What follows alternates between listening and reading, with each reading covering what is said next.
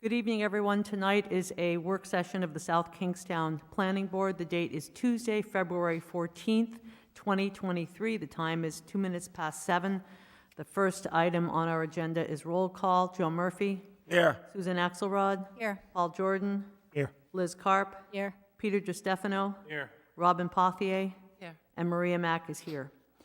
Our first agenda item is signage regulations, discussion on possible updates and timeline for updates, internally illuminated signage.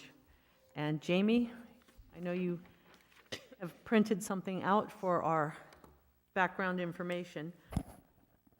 So, Madam Chair, with regards to your first agenda item on signage, there were some discussions at our last work session about internally illuminated signs.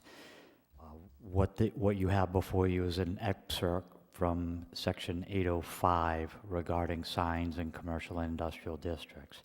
You'll note in the existing Section B, which is the third paragraph down, that there's a statement within the CN and mixed-use zoning districts that internally illuminated signs are prohibited. Because your regulations are permissive in nature, when things are specifically called out as prohibited in one zone but not in another zone, the perception would be that in your downtown commercial, they're allowed, because if you didn't want them, you would specifically prohibit them like you do in the commercial neighborhood and mixed-use zones. So my tact is, instead of trying to go zone by zone, I think in the discussions with the planning board, that you were relatively comfortable of modifying the regulations to no longer allow internally illuminated signage in any non-residential zone within the community. So we've added, in essence, a initial paragraph under the signage regulations that, kind of states no internally illuminated signs, with the exception, and I have some examples if my laptop will cooperate with me, of some backlit signs. So if you give me a moment, and there we go.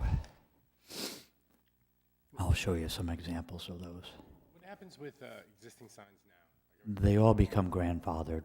So what if they want to modify or change it? What happens? They're still grandfathered, yeah. Yeah. Yep. While he's pulling that up, did we ever talk about like the temporary signs? Like I noticed up at the Dunkin' Donuts and Geber's Liquor, there's always Those aren't allowed. They're prohibited by all the banner signs and the pole signs and like, the flag signs. beer of the month, and it actually makes it hard to see oncoming traffic. But they're always out there. We have had discussions internally. Again, you have a kind of split functions. You have the planning board, then you have the zoning board, and then building and code enforcement lies within the building department.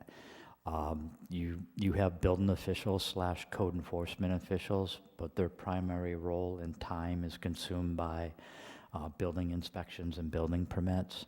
We have had some internal discussions about the possibility of having a code enforcement position with municipal court coming online in the near future.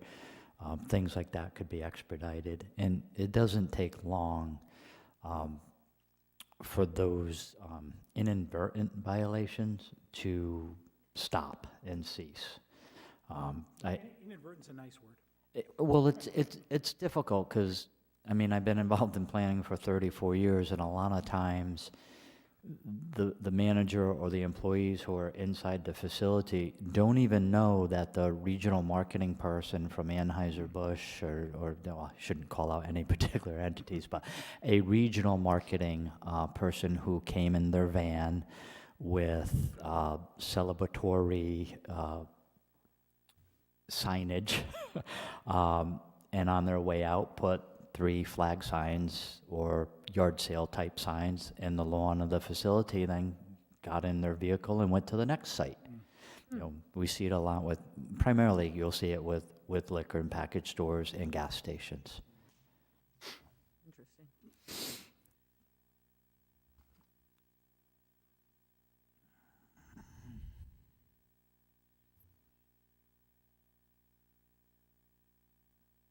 So these are just some examples of backlit signs.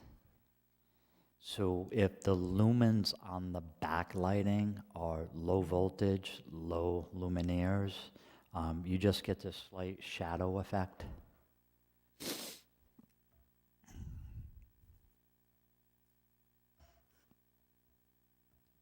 Again, that one's difficult because you're seeing headlights from the car as well as an external light that must be shining on that also, because that wall should not be as illuminated from the backlit nature of that. That's actually a backlit sign on a campus setting, but it's also externally illuminated from the ground. I don't know why they felt the need to do both.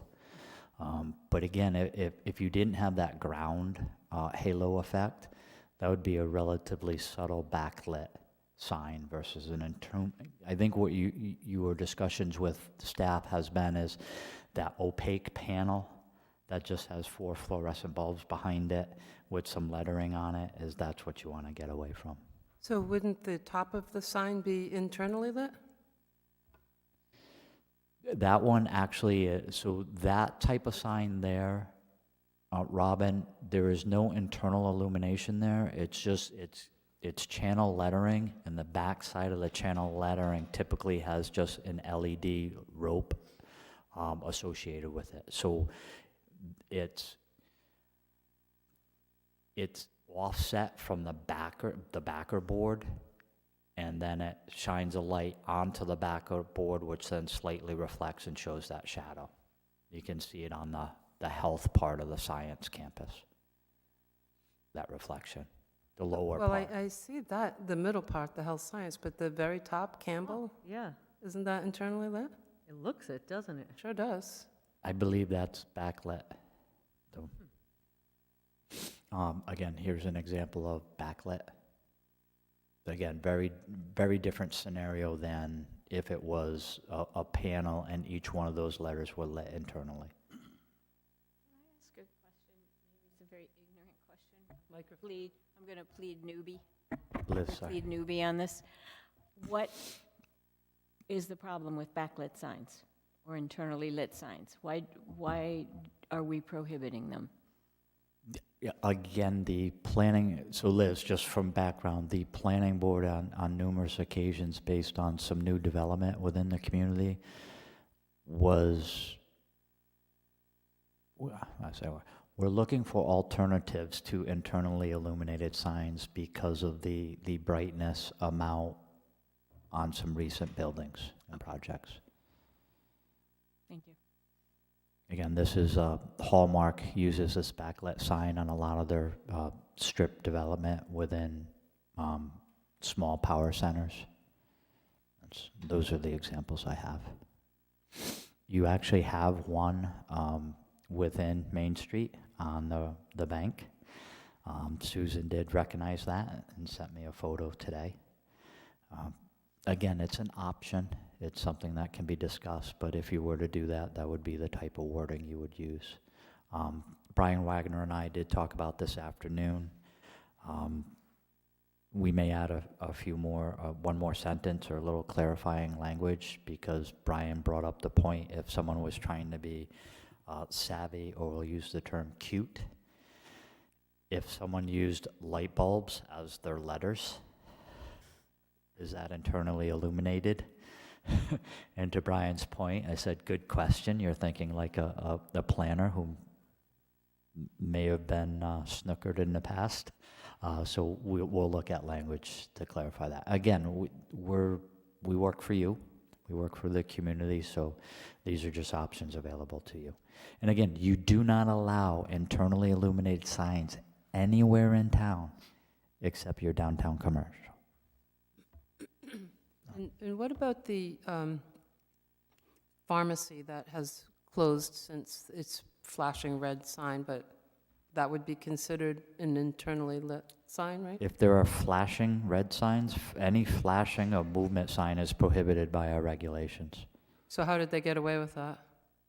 They, in all likelihood, do not have a permit for that. Do we all know what I'm talking about When the pharmacy moved across the street, now it's a bank, I believe. I think they were changing their sign. The text would change every so many minutes, as opposed to constantly like the one at URI that's always moving. So is think that they the could case that Brian's talking about, where they're using light bulbs outside, so it's not internally lit? Well, I mean, technically, an LED sign is individual light bulbs. That's what LEDs are. They're just not incandescent bulbs. They're light-emitting diode bulbs. And there were a couple of signs that kind of snuck in before we changed before LEDs were even in our regulation. And they put them up and said, well, they're not in your regulations. So therefore, we think that they're, So that's why you're That's why they- saying today we'll put that wording in? Yeah, well, look, again, as you vet this further and you think of alternatives that are available, the signage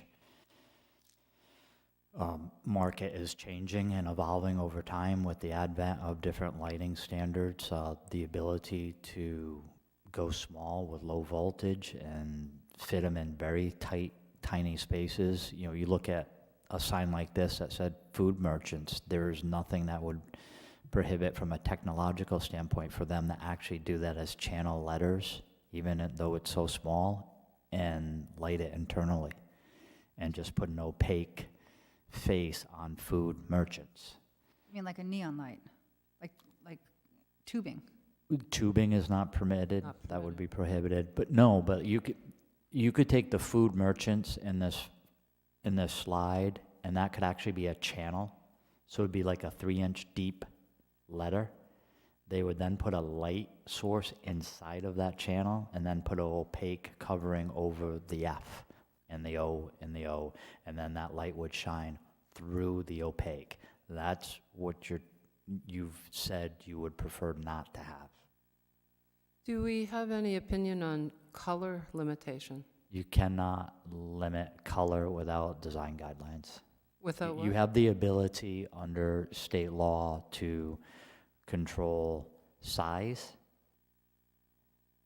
illumination, and without architectural standards, you'd be hard pressed on color. You cannot control text, the terminology, or the wording. And again, we have counsel here. If you would like to add anything, I'd appreciate it, Andy. Or? Jamie, I'd just like to ask Robin a question. When you were talking about color, are you talking about the color of the sign or the color of the light? Of the light.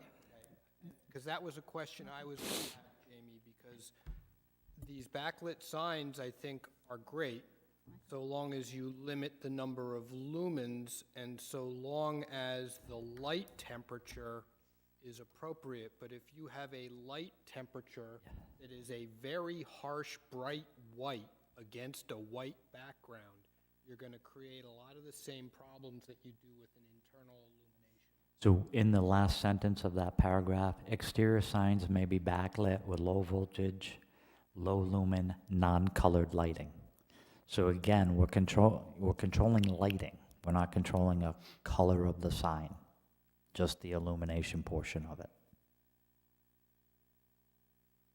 Do we need to define low lumens, or is that understood? I've struggled for the last few weeks to find a standard.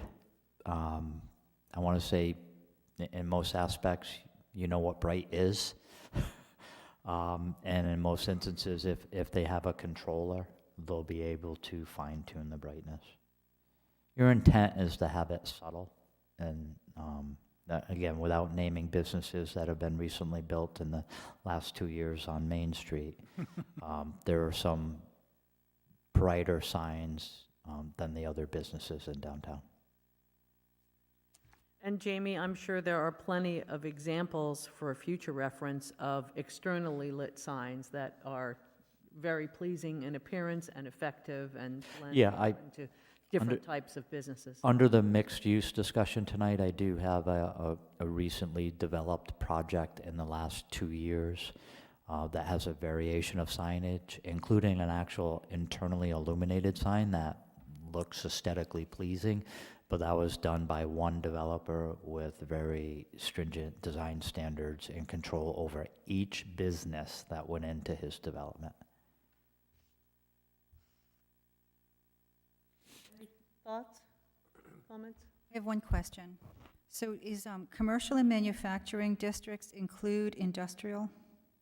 Like does that include? Yes, yep. Okay. Yeah. It'd be in essence, every non-residential zone. I was going to ask also, does that include institutional zones? Can you repeat that again, Robin? Would the ordinance include institutional zones, government zones, let's say the hospital? That is controlled separately under our zoning regulations. And can we write it such that it includes those zones? You can write regulation, you can propose to make changes to the regulations in any manner you would like, but ultimately the town council makes a determination on that. And a lot of the government institutional land is municipally owned and operated. And the South County Commons is an example in which it's an overlay, and we have a much greater degree of control of their signage than in other commercial areas. Sure, I was just curious as to what extent, we're talking about the whole town. Good question. I guess that would be schools too. Just, If the new high school wanted a big sign. Madam Chair, from our perspective, you asked us for low-hanging fruit, minor changes. I think the discussion you're getting into now is, something we've talked about over the last 2 years. As you would modernize your regulations, you would have an entirely new signage code that was designed, ground in design, which had acceptable standards and non-acceptable models. Yeah, the last time we really looked at our signage ordinance, which was quite a while ago, it was precipitated by a combination of LEDs and then the request for sandwich boards, which you can now see as you go around town are now allowed, which they were not before.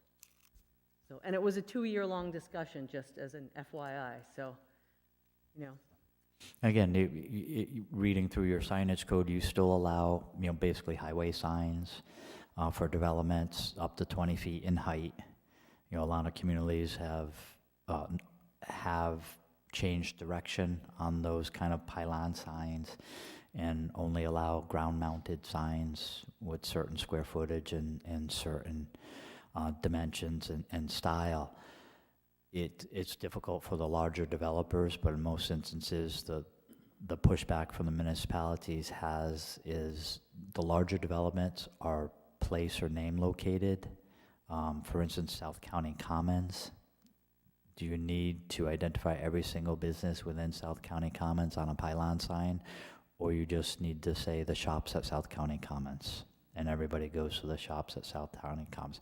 The difficulty is, unfortunately, a lot of the national tenants will not go into a commercial development without signage at the street. So it's a balance. It's a balance. Well, I can't claim that I'm a newbie like Liz, but I'm not sure I know any more about this topic. I mean, I guess I know what I like when I see it, and I know what I dislike when I see it, but I haven't given enough thought to know what are the characteristics that make it appealing or, not so much.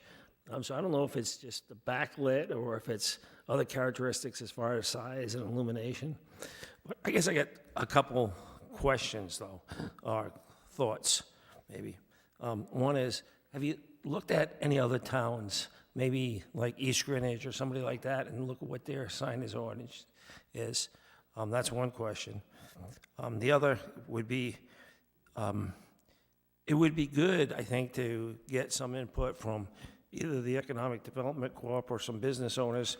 Not that that should drive the bus, but, I mean, it would be good to understand from them what works for them and what doesn't. And then the last thing is, and I know maybe we don't want to get this far into it, but it's almost like when we looked at housing and you showed us a bunch of houses and we kind of said we like this and we don't like that. So I got to say, my knowledge is so limited, it would almost be good if we had signs around the town and you showed and we said, we like this, why? Because of this, this, and this. And we don't like that, why? Because of that. At least for me, I think it would help me understand what should go in the ordinance, but that's just my input. And you know, one of our next conversations tonight, that Jamie has some photos of, will be really helpful in that regard, because I think it's, of course, broader than lighting and signage, but And again, to Joe's point, if we do that, we will not show signs from this community. Right. I will be clear on that. We will use examples from other communities and around the country. So, I mean, I look at this sign up here, and I like it, right? But I'm not sure if is it because it's located on the brick? Is it because it's the font? Is it because it's the backlight? And would I like it if I saw it on a building as I was driving down the street? And would the builder say, I mean, not the builder, the business owner say, yes, this works for me, or no, that's not going to help anybody identify my building, you know? This would be permitted. And again, this is an alternative or a compromise if you were to eliminate internally illuminated signs to allow some types of acceptable illuminations, and this is the more subtle ones with regards to backlit. And again, I'm going to show you a development today that has a channel lettering that's internally illuminated that I think is aesthetically neutral. You know, that's not offensive. So I do like this. I like this because there might be a sign on our main street that I don't like, and I try to imagine if that sign were on all the businesses in our historic district and how that would change the character of a historic district. Like, hot in the middle of our historic district, there's a gigantic backlit sign that you could probably see from outer space, and if it was on every building in town, it would change the character of our Bell Block and our, you know, like our Kenyon building, like all of these old buildings with gigantic backlit signs would just change the character of the Main Street historic part of town. Peacedale, which is awesome, this is covering the industrial zone in Peacedale too, but to imagine those backlit signs on all the businesses on Main Street would be, to me, a disappointment. So I'm in favor of putting something on the books before we get an application that we have no power to control. Could I add to that? I thought it would be a great idea if lights were dimmed overnight. You know, you drive by South County Commons, let's say, and there's such bright light all night long when no one's there to even benefit from it, and it's not doing the environment a bit of good. Maybe could we control to what time at night they're bright and then they get dimmed?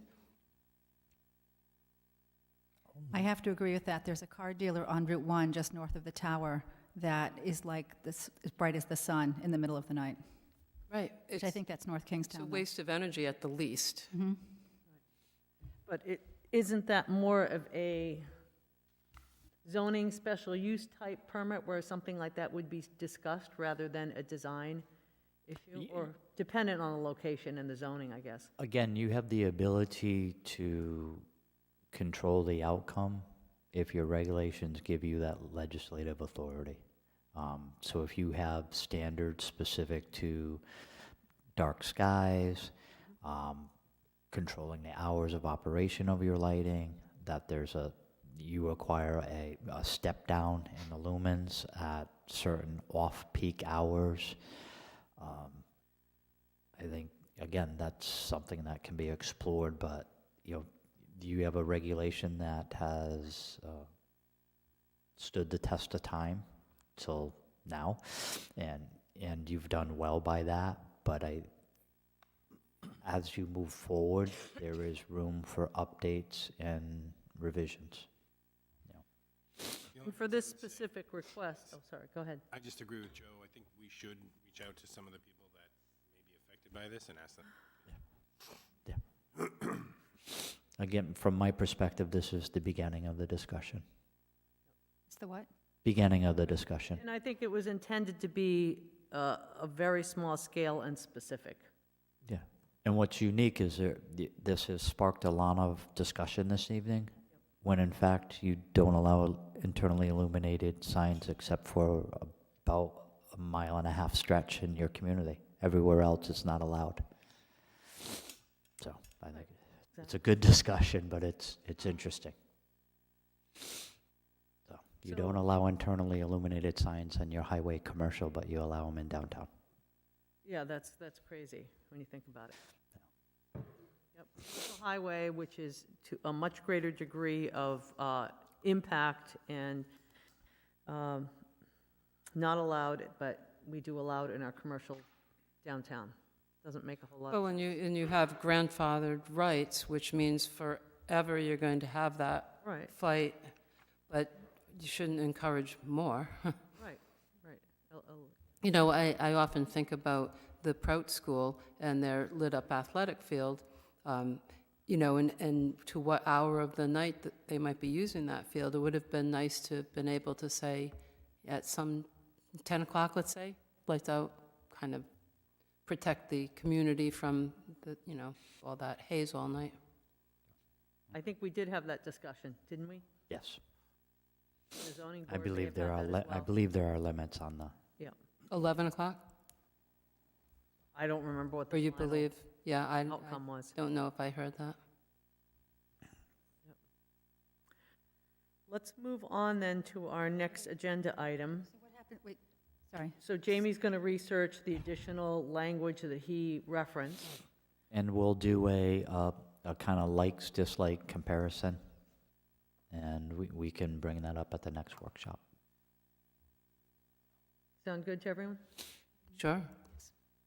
All right, let's move on. Next agenda item, Planning Board Training Workshop Education, discussion on topics and possible educational opportunities. So, Madam Chair, with regards to this agenda item, I think there was a lively discussion about the needs of the planning board from an educational standpoint, from a regulatory standpoint. I've reached out to a few of my planning constituents and checked on their availability to potentially come and be involved in a workshop or kind of roundtable discussion. I'm still working on that.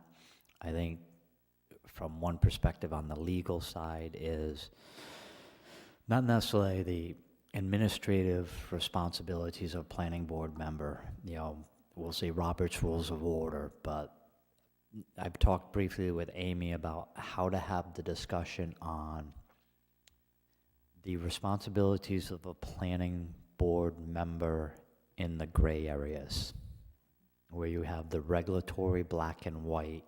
And you've heard me say it before that our goal is, in some instances, try and eliminate shades of gray as much as possible to get you to black and white. But there's always that shade of gray from the regulatory side. And we're trying to work on how we frame that discussion. And that's a work in progress at the moment. I think from that discussion, some of the planning boards are, you know, say if you had you don't have design review standards, but if you had design review standards and they said they had to be New England coastal, you know, and it's defined what that is, whether it's, you know, minimum 8-12 roofs, clapboards, cedar shakes, and a developer says, I know what you want, and they delivered about 80% of what you want, how far can you push for the other 20? And that's that gray area. And talking with Amy and talking through, I'm trying to get a developer who is willing to come and talk to you. They will not perhaps be from Rhode Island, to tell you and have that conversation, not tell you, but have that conversation with you of when they're sitting out there at the podium, interpreting your regulations, doing their best to comply with their regulations, and how that dynamics works. And these, you know, I would bring to you a good developer or planning design representative who works with developers, who isn't butting heads with planning boards. They're trying to work with planning boards, but also have counsel there to discuss how you operate safely in those gray areas without, you know, butting heads and ending up in litigation, and litigation that you will not win. Andy, with all of your experience with different boards around the state, can you shed any light on maybe a community that's been able to tackle this effectively, or, you know, what you see is that sort of design / gray / negotiation that might occur? Well, actually, one of the best ones, I think this goes back before even Grow Smart, was something I put together with Derry Writing, basically a role-playing workshop at a New England Planning Association conference, and we basically scripted a whole mock hearing. So, you know, with some outrageous characters on both sides, to try to drive the messages home. So I think that's good. I certainly think it's good to have, you know, everybody involved. It's always good when you're, as you know, we've tried to do in the past here, when we have major zoning rewrites, we try to get critics involved on the committee, or at least, you know, reviewing it and proofreading it afterwards, you know, to get their feedback before we go forward to the council. So it sounds like, you know, Jamie's thing's heading in the right direction. You know, I don't know how anxious you are. There is the requirement now in the law that you need to get 3 hours worth of training within 2 years. Now, for any of you who've had the module that the state was providing with Nancy S., if you've had it in the last year, she has indicated that you'll get credit for that. So you won't have to do it again. But I'm also we have several new members on the East Greenwich Planning Board. So because I was one of the people who put together that module on training, Nancy has authorized me. I'm qualified. I'm teaching that training to the board. I'm just I'm using the PowerPoint that was developed by myself and others, and giving the training, actually splitting it over 2 nights, not trying to do 3 nights, 3 hours in one night, but an hour and a half a week, 2 weeks, an hour and a half 2 weeks ago, and an hour and a half tomorrow night, to, you know, spread it out and do it so that they can get the training and get the credit that way. So if that's something you wanted to do, I could also do that. That could be something if you wanted to do like in a workshop thing. And again, spread it over 2 months or whatever, so you're not, you know, don't have a 3-hour block of time, but just need an hour and a half. So I offer my services. Thank you. How many board members have taken that training offered by statewide planning? It was, I think it's Collaborate. Nancy Hess, is that right? yes, yep. The top. Making land use decisions.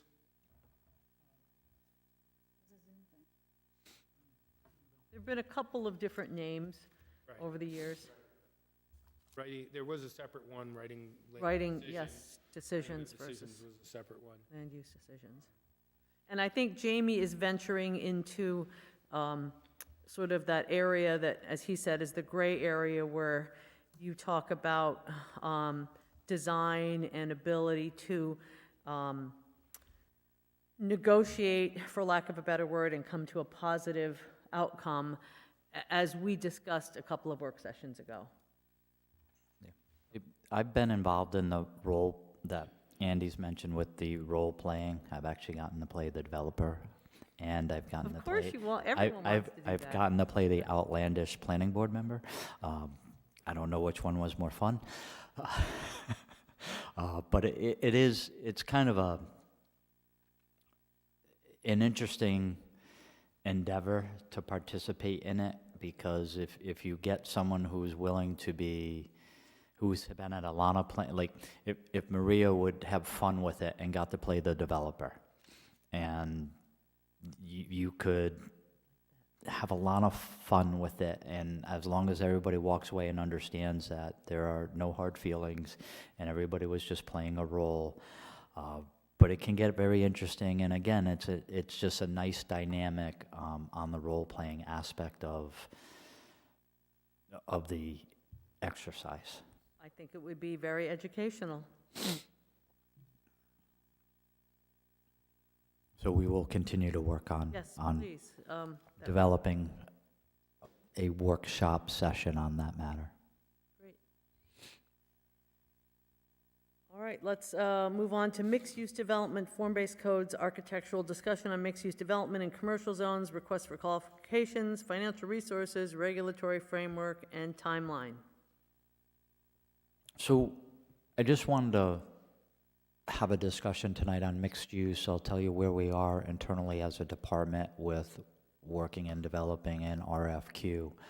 But one of the things we were talking to And internal. can you just also explain RFQ and how that Yeah, differs from I will do that. RFP for everybody here? And, we were talking internally, and we just wanted to go back kind of to basics, and just as a show of hands, does everybody absolutely understand what mixed-use development is?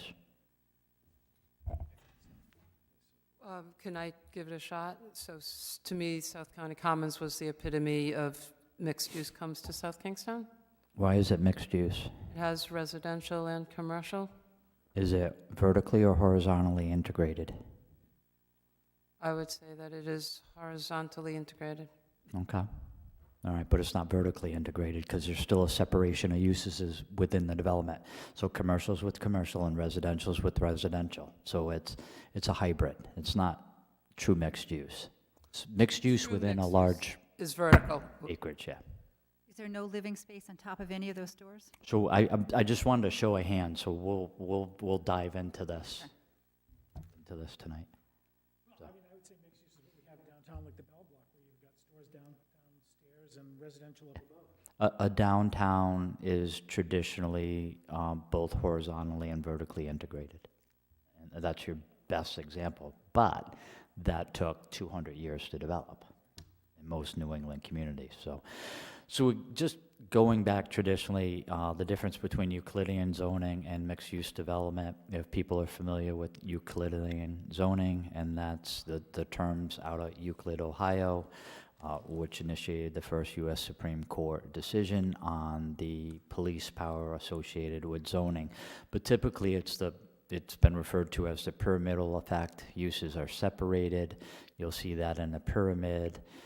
You usually go from your lowest uses to your highest uses. On the pyramid, you have the agricultural, then low Can you density. blow up that pyramid, because I have pretty good eyesight and can't read the final. Oh, sorry. So in green, yeah, I'll read through so, usually it's the lowest use to the most intense use from a impact standpoint.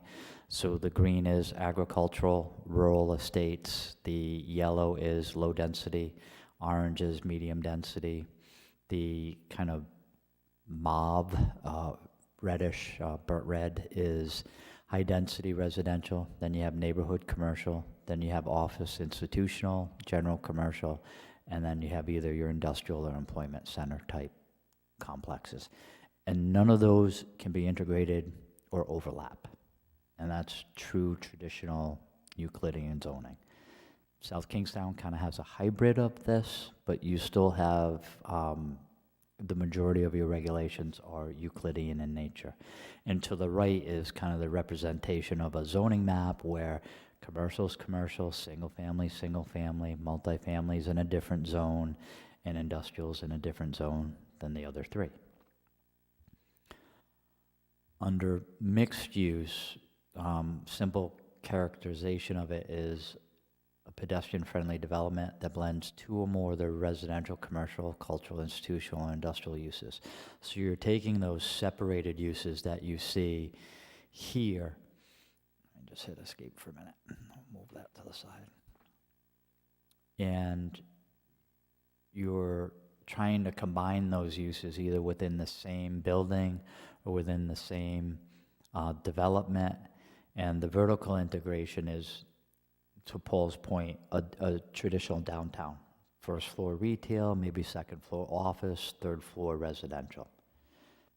Right next to it, you could have a small manufacturing facility of an old mill. Then right next to that, there's a commercial facility.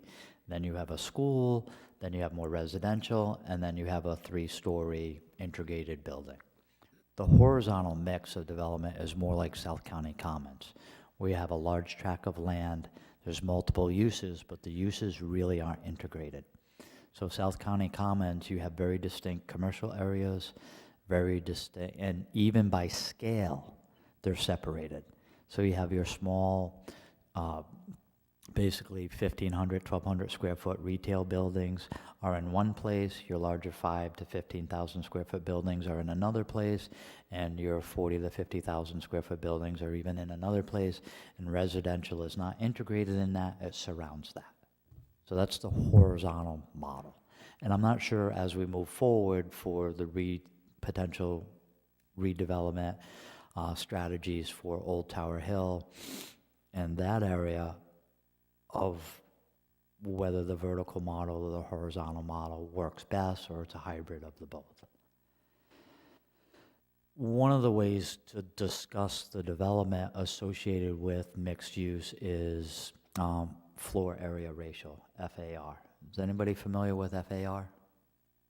1, 2, 3. So FAR is basically a simple calculation. It is the area of land divided in essence by the amount of use of coverage on the lot. So as an example, in the middle of the row here, it's a floor area ratio of 1 to 1, which means if you had a 43,560 square foot lot, which is an acre, a 1 to 1, a floor area ratio of 1 means you could have 43,560 feet of structure on that 1 acre lot. And this shows you 3 ways you could do that. You could do that as one building, one floor on the entire parcel. You could do that as a 2-story with a 1-story addition, or you could do it as a larger vertical with a smaller, working right to left. In the front, you have a ratio of 0.5, which would be a half an acre of building. And again, this shows you, shows you different ways that that's accomplished. Here's a 1-story footprint, 2-story footprint, and a hybrid 1-story with 2-story associated with it. And the back of this diagram is a floor area ratio of 2, which means that you could have 2 acres of buildings on a 1 acre lot. So the only way to accomplish that is to go vertical. And that's why I started the discussion on mixed use about horizontal integration and vertical integration, because developers under a mixed use scenario are going to be looking for more GLA, gross leasable area, whether it's retail or residential, for sale or rent. So one of the ways to handle that in a zoning code is incorporating a floor area ratio. This is I'm just showing you one of the techniques on mixed use. This is kind of from the building discussion, and to Paul's point earlier, this is a quintessential kind of example of a 2-story downtown with first floor office retail, second floor residential, but on the far right, it's a 3-story example, and what the 3-story example allows you to do is for an incremental price improvement for the developer, he gets a larger return on investment. And then the return you get as a community is you get more people in your downtown, more boots on the ground.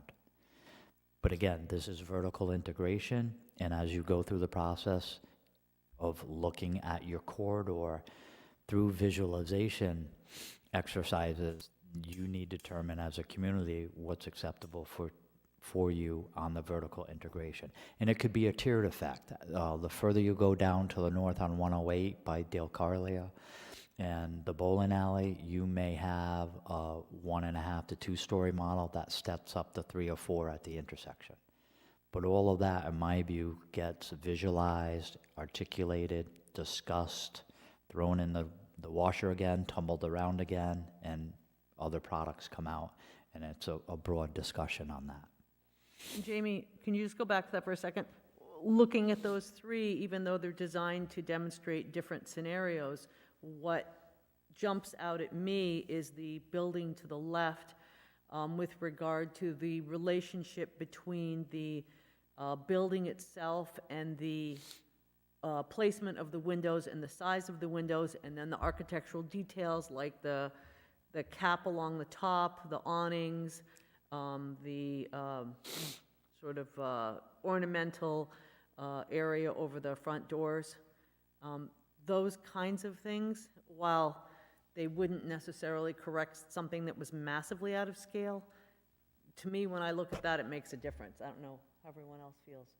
Look at that. Yeah, and I have a sample in here of architectural detail associated with a typical downtown building. And again, a lot of this is, and I've worked on form-based codes before, and I don't want to call it a failure, but some of the potential failures of a form-based code is not integrating the architectural components of the form.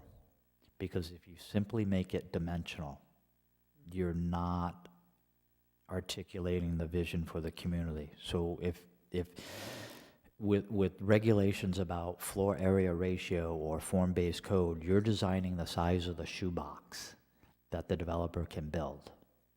And if you don't define how you want that shoebox to look, in some instances, it will look like a blank-walled shoebox. And as we, again, if we hire a really solid, qualified consultant, they will walk you through all of the steps, one step at a time. You'll learn to crawl before you walk, before you jog, before you run, and you'll, over time, become experts, I hope. So, yes, Liz? Jamie, when we're talking about details, though, a shoebox versus details, isn't it a balancing act with design standards? I mean, how far can you go in terms of dictating or guidelines for what kind of details? Most codes try to articulate the vision. I don't see this community or communities I've worked in the past who get down to the detail of they have to be 12 over 12s versus the first floor that articulates to the street has to contain a certain percentage of windows. Those windows have to have some type of division. They just can't be plate glassed all the way across. They can't go all the way down to the sidewalk. There has to be some elevation, a foot or two above the sidewalk, and then you can start window. But you're not writing a historic district code where it's 12 over 12 divided lights. But could you put in something about divided lights? Because that is more. And those are things that through the process you'll articulate. And there's a thing called Transect code. And What? Say that again? Transect code. And what Transect code does is it takes you from like the beginning of the street to the end of the street back to the beginning of another street. So from one neighborhood to the center of the neighborhood to where it transects with another neighborhood. And within those transects, there are slightly modified standards. And you can modify the code within those districts. So you may have a different standard when you're, I don't want to say Route 1, but we'll say if Route 1 wasn't Route 1 and we're trying to do design standards associated with Route 1, but it was the backside of a highway. You may have a different architectural standard for what abuts an interstate highway than you do at the corner of Main and Main. And and again, I think you'll have a hybrid system when you end up that you'll have little pieces and components of all of these. Again, this is Sutherland Square. It was done by Gibbs Planning Group. This is an example of Ann Arbor, Michigan, and a urban renewal project and what a new project could look like. Just a couple different renderings of that. Quintessential Main Street, an example of a Main Street and a redo. And part of anything with mixed use is the interaction between the users and placemaking. This is one of the anatomy of a Main Street building. Liz, to your point, you can articulate this in a code. So if someone was building a new building on Main Street, it wouldn't be something from Redmond or Seattle. It would be more coastal, appropriate for South Kingstown. So the 3-story storage building would have to look different if you had architectural design standards. Maybe a storage building, but it still could look like a building. And again, to your point, you can call out the transoms and the windows displays, but you can't, from my perspective, if you make it so restrictive, you make it financially non-viable. So you'll have the best code in the country, and you won't have any development. So there's a balance. And Jamie, it's probably possible to either look at projects that have been built or have someone come in who's done it successfully and it has been financially viable and has revitalized an area. You know, this is just something that I found in my research. You know, what does developers say? Is it true? Height and density limits may make development impractical, financially infeasible, and less impactful. You know, how many homes can you fit on a site? Taller buildings split the cost of the land, construction and permitting across more homes. In some aspects, that's all true. We don't know what a developer's pro forma is. We don't know what their expected return on their investment is. We have market trends. We know from pro formas of what some of their expected returns are, but you can't penalize a developer because he bought right or he bought low. And in some instances, you are going to find that as developers look to redevelop some of the sites, they're going to, in all likelihood, tell you they need a larger residential component than they need as a retail component. And I've mentioned it to you as well as council that part of the evaluation of what type of development is sized right for Tower Hill is also a financial analysis of what type of development the community can support. You're a community of just over 30,000. Good majority of those are almost 6,000 plus or minus are college students. You only have, in essence, a GNP, a gross national product for the region. You already have 3 grocery stores within a 3-mile radius of each other.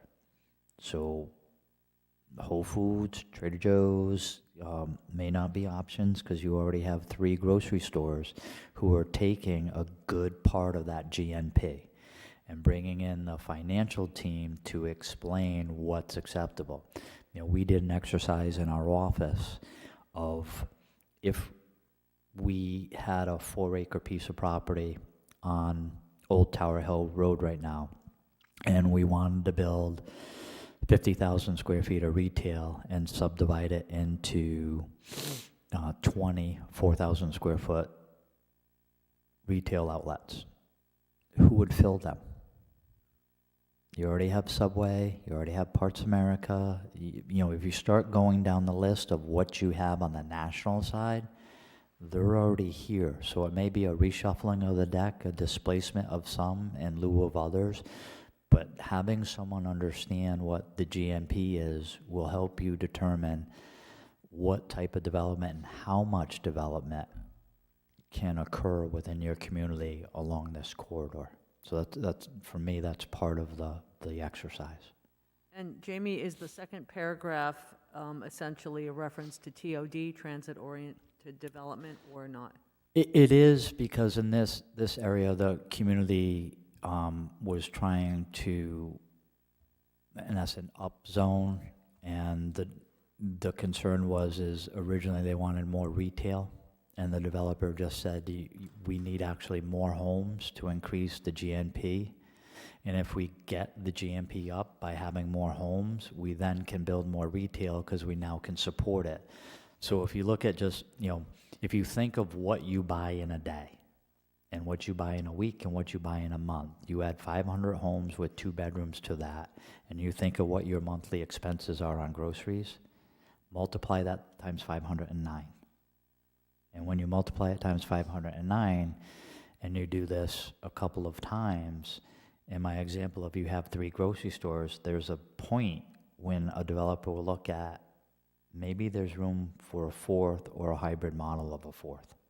Maybe there's room not for another Super Stop and Shop, but Super Stop and Shop's parent company is actually I think it's in Pittsburgh right now, building small 10,000 square foot grocery stores.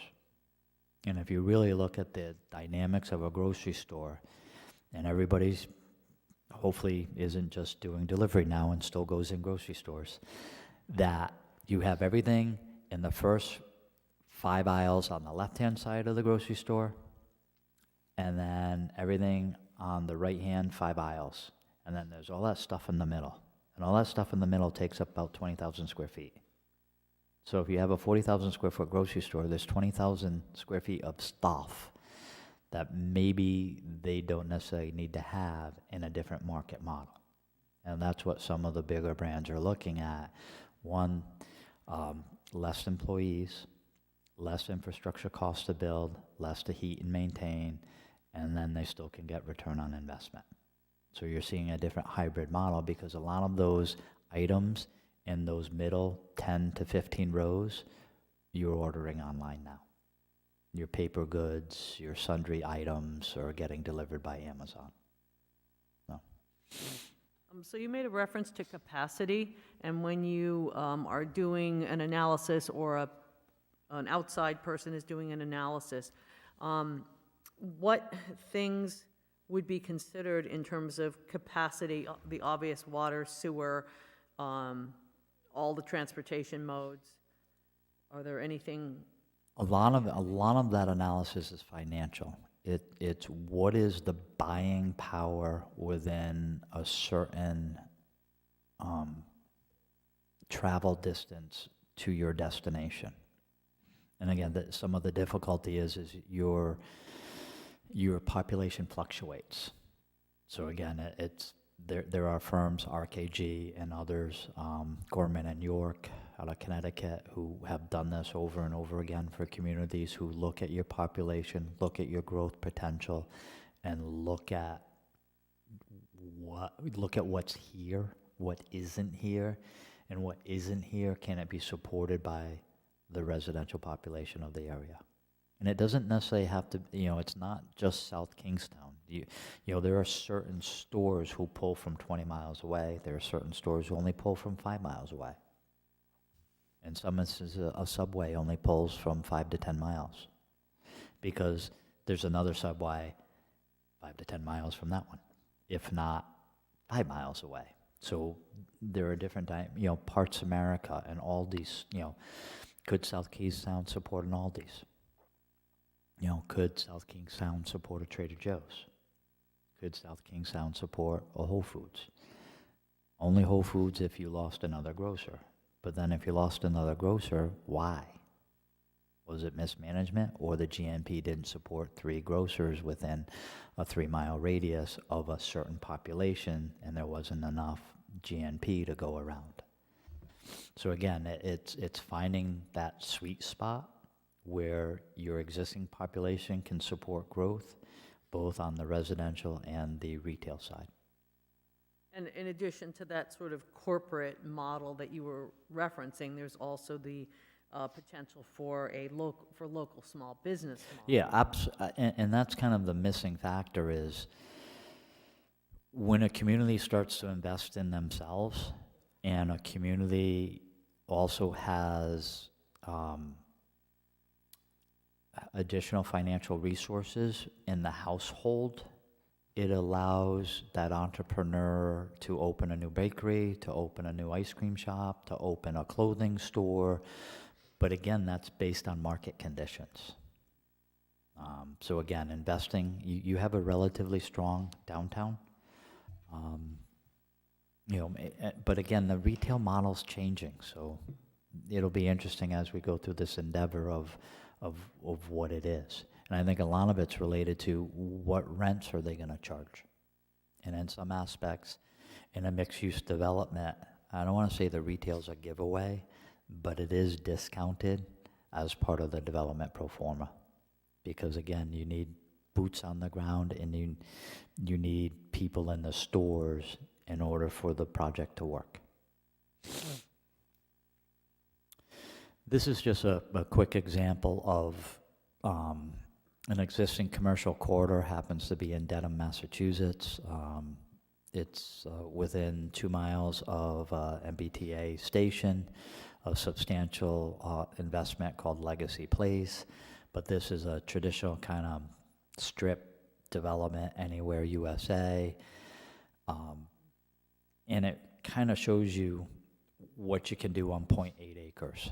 And I'm not saying this is for your community. You may be shocked at what I'm going to show you. That's the before, right? This is the before, but you're not going to be in love with the after either. But it's showing you density and what can be built on 0.8 acres. And this was a community where they had an existing zoning code that with front yard setbacks, side yard setbacks, rear yard setbacks, and parking requirements, you basically could not build anything. So what you had is what you were gonna get. So this developer worked with the community of Dedham, made some regulatory changes, and I'll let you decide of what you think of the result. This is what it looked like pre-development. Again, quintessential strip development, 1960, 1970, and that's what was built on 0.8 acres. That is first floor retail, second floor, third floor residential. That is mixed use at a 0.8 acre set. Now, you may say, I don't mind the density, I don't like the building. That may belong in the Boston Metro or Seattle, but it's not coastal SK. But that is, that is what's being built. So I part of it is just showing you what the developers are building around New England. And I'll show you some really great examples of what other developers are building around New England too. And part of this discussion, to Joe's point, is show me things that I can say I don't like, and then show me things that I can tell you I like, and from that, you develop a code. Some of that is residential? Yes. Jamie, is it economically successful? This was just built. This is relatively recent. It's still leasing right now. What I find interesting about this is that they led with the parking lot. If it was closer to the street with a pretty streetscape, and that parking tucked around back, Correct. it would look 10 times better than that. And again, this is, to me, this is part of the interaction with the planning board and a discussion, because as you develop a code, and Liz asked me, what can you do and what can't you do? With a zoning code, if you were offended by this, you could say there is a mandatory build to line, and that build to line is set 20 feet off the right of way. Now, the difficulty is the developer may say, I'm not going to do that, and you're going to live with that, because financially or site-wise, I can't. So when we talked about gray areas and balance, these are the things you do in the regulatory code side. And you need to decide, it's your community. You can set the stage for the type of development. But understand, if a developer says, this is my only viable option, you're going to have this for a little bit longer. Doesn't mean you're never going to get something better than that. It just means you have to be patient.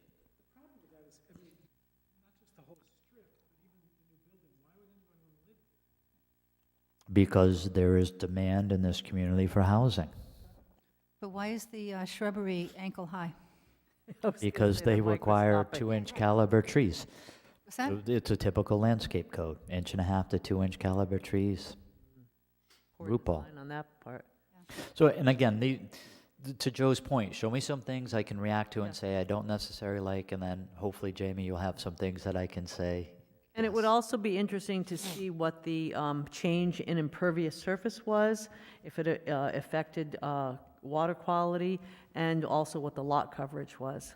So on this, I Not can that I tell want- you 0 water quality treatment.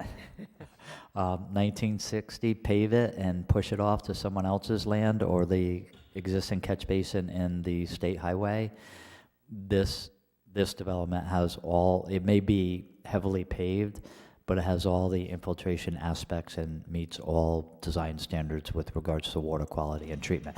But again, if we go back to that original discussion of floor area ratio, this is probably 4 to 1. And again, as we go through this endeavor with a consultant, they'll walk you through this this process. So. But I think part of the and question needs, This is the lease of it. there was a little mom and pop shop in the original photograph. Yes. How much is the retail space in that new thing, and is it only going to be able to attract national chain stores?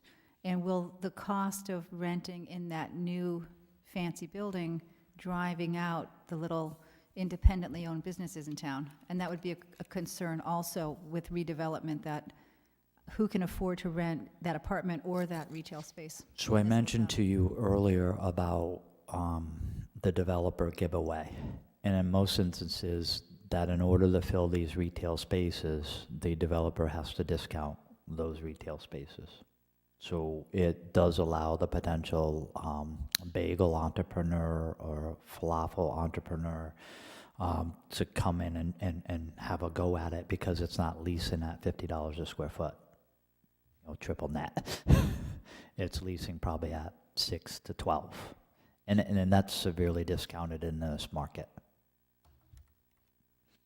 And this is a market saturated with Panera Breads and national chains, as well as regional chains.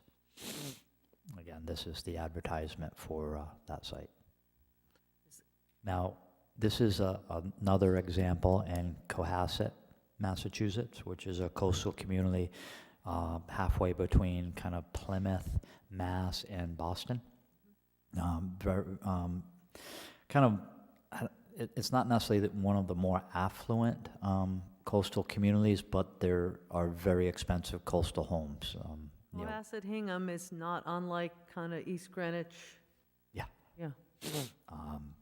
So that was an existing site, and a developer who was beholden to the town's business design guidelines was proposing a little over 10,000 square feet of retail space and 12 residential units, 2 of which would be affordable. And that was their proposal. So there is a difference between the first one I showed you and this one. And I think I'm seeing some nodding heads that from an architectural standpoint, you would potentially agree with me that this is more appropriate in SK Coastal than the example from Denham. And to Liz's point, you could write in your code of design standards that your product had to look more like this and less like that. And what you do in that design code is you actually show that other building, and you put a big X through it. And that is not appropriate architecture where this is appropriate architecture. So you don't have to just say in general terms, it has to be appropriate to the surrounding architecture of SK. You can actually be more specific. Yes. You must be more specific. Yeah. To say it fits in with, coastal architecture is not going to get you anywhere because it's totally unenforceable. Yeah. And the difficulty is if you write language that says it needs to be consistent with the architectural vernacular or the surrounding properties, what if a gas station, I mean, we'll show you the standard or the vernacular of the architecture around this building. Are you matching that? There's a old one-story kind of garage building in the back here. I mean, you have a nice building here, so one developer may say, well, I matched this vernacular back here, and you're, as a planning board, saying, well, you didn't match this one. So what does your code say? So again, and to Susan's point earlier, the design guidelines said street facing, articulate with the pedestrian, no parking in front of the building. And I'll show you a couple different views Trees that of are this. real street trees. I'm also wondering if the town made an investment in underground utilities in that particular situation. They were all overhead. So they didn't change that? No. And that's some of the difference. It is a exponential factor to bring utilities underground. And what's tough is you'll see some of my renderings, and I had a great short 3-minute video, but I figured time was of the essence this evening, that kind of showed this existing street, and then the architecture for 3 minutes went through the renderings of what it could be. But in the end, it's not necessarily a good example because all the utilities disappeared. So you couldn't actually do his street tree canopy because the utilities took up half the street, and in all likelihood, you're not burying them. So again, this is a couple aerial views. And what's interesting in this top right photo, there are, I think it's 7 or 8 two-car garages. They're one in front of the other. So 8 of the units have access to a two-car garage. So there's 12 units proposed, and either 7 or 8 of them can, and if I'm not sure about the finance of the developers, but I know most of the developers I've been involved in over times, you get a base unit, and that's your rental fee, and then if you want a two-car garage, that's for rent too. And it's not necessarily tied to a specific unit. It's an additional rental fee for that space. They kind of can double dip. So you can rent a unit for $3,600, and you want a garage, it's another $500 a month. And in most instances, people will pay it. And there's outside parking there too. Again, this is an example of an existing corridor, not unlike some of the areas in South Kingstown. Just an architectural rendering with a mixed-use redevelopment of that corridor, what it could look like. Again, another beautiful picture. What's missing in this picture?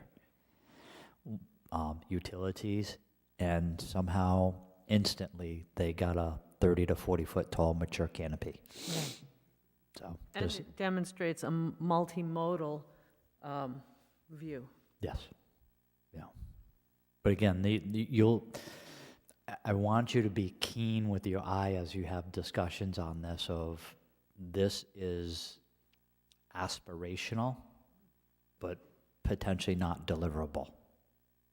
Okay? It doesn't mean you aspire not to do this, but you need to understand that this shows a perfect world where all the utilities disappear and the entire street was done, not one property over time. Because a lot of people say, well, and Brian and I had a discussion about this yesterday and followed up on today of, when we were talking about what is mixed use, what is the articulation of mixed use for South Kingstown, and Brian mentioned that a lot of people have commented to him that it's Main Street. I said, yes, but Main Street took 200 plus years to develop, and the community wants us to redevelop an area potentially in the next 5 to 20 years when what they're trying to replicate or aspire to be took 200. So this will take time. There is no magic rendering or watercolor marker that's going to get you this instantly. But it's an aspirational goal that you shouldn't potentially lose sight of. So Jamie, put this in context. We're just talking about commercial downtown. We're talking about commercial neighborhood. What? An all-new, all-encompassing kind of zone. That's why we're talking like an overlay district. Yeah, so Go beyond.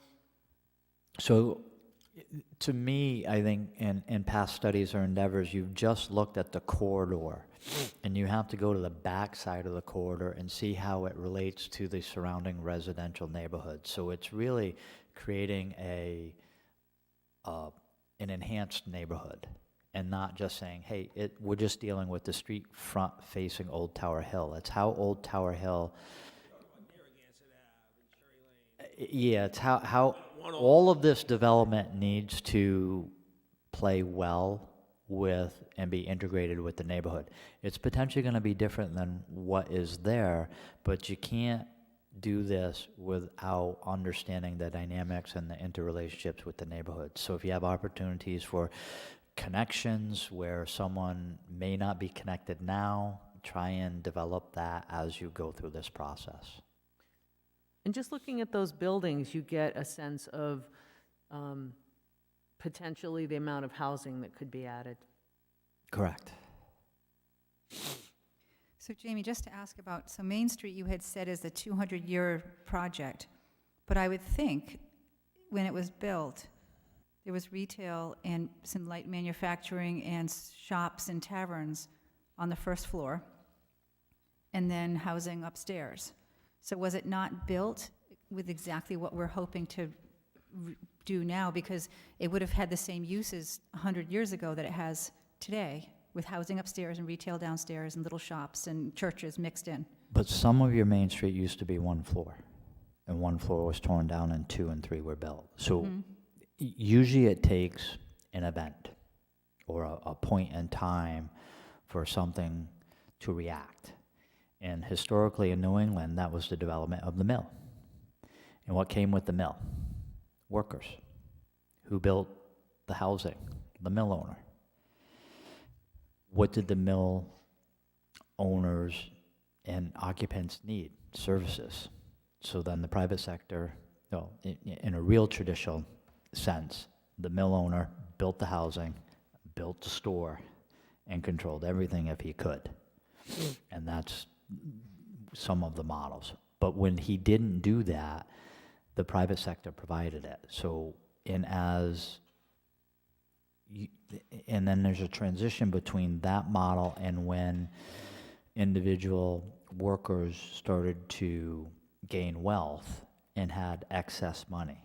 And when you have excess money, you potentially demand more services, which allows the model to continue.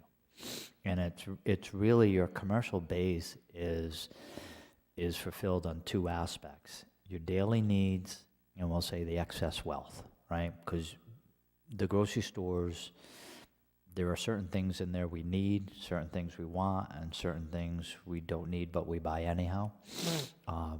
And then there's that additional wealth beyond our day-to-day things that we need that supply additional clothing stores or additional uses in a downtown. And there's a unique financial dynamic between a community and the services demanded by. The more disposable income there is, or that excess wealth, and hopefully no one will be offended by the term I'm using, excess wealth. It's excess beyond the needs to pay your bills, your mortgage, your electric. It's that additional money. And sometimes some people may need to save it over more time than others, and others, it takes less time to have that additional capital. And that allows you to expand services. You're in a community that has that additional capital, so you have more services and more shops. You're different than a Newport, which has that excess capital, but also has a substantial influx of tourists who come to that town on vacation with capital in their pocket, willing to spend. Because there are a lot of stores in Newport or coastal community resort towns like Newport where their stores need that visitor with that excess capital in their pocket. You're different than that. But again, that financial model will bear out that. This is just an example of a mixed use that you, again, may find less appropriate for the community, but to Liz's point, depending on how you write the code, and your point was, what's the interpretation? You need to articulate this, because if you said you need to have, a top, middle, bottom, this kind of has a top, middle, and a bottom. If it said you need to have awnings, it has awnings. If it says you need to have, horizontal and vertical relief, it has all those elements. But this may be a photo that you put an X through, because you're looking for that, right? Garden City going Look at that and thinking So, yeah, and this one, in reference to our earlier discussion, would you call those backlit signs, or are they externally lit through those gooseneck fixtures? They have goosenecks, yeah. So Jamie, there's one other thing, too, that we might want to just question, and that's the kind of housing that we're talking, the residential, because historically, weren't the residential units above the stores for the shop owners way back when I think, when this model was started?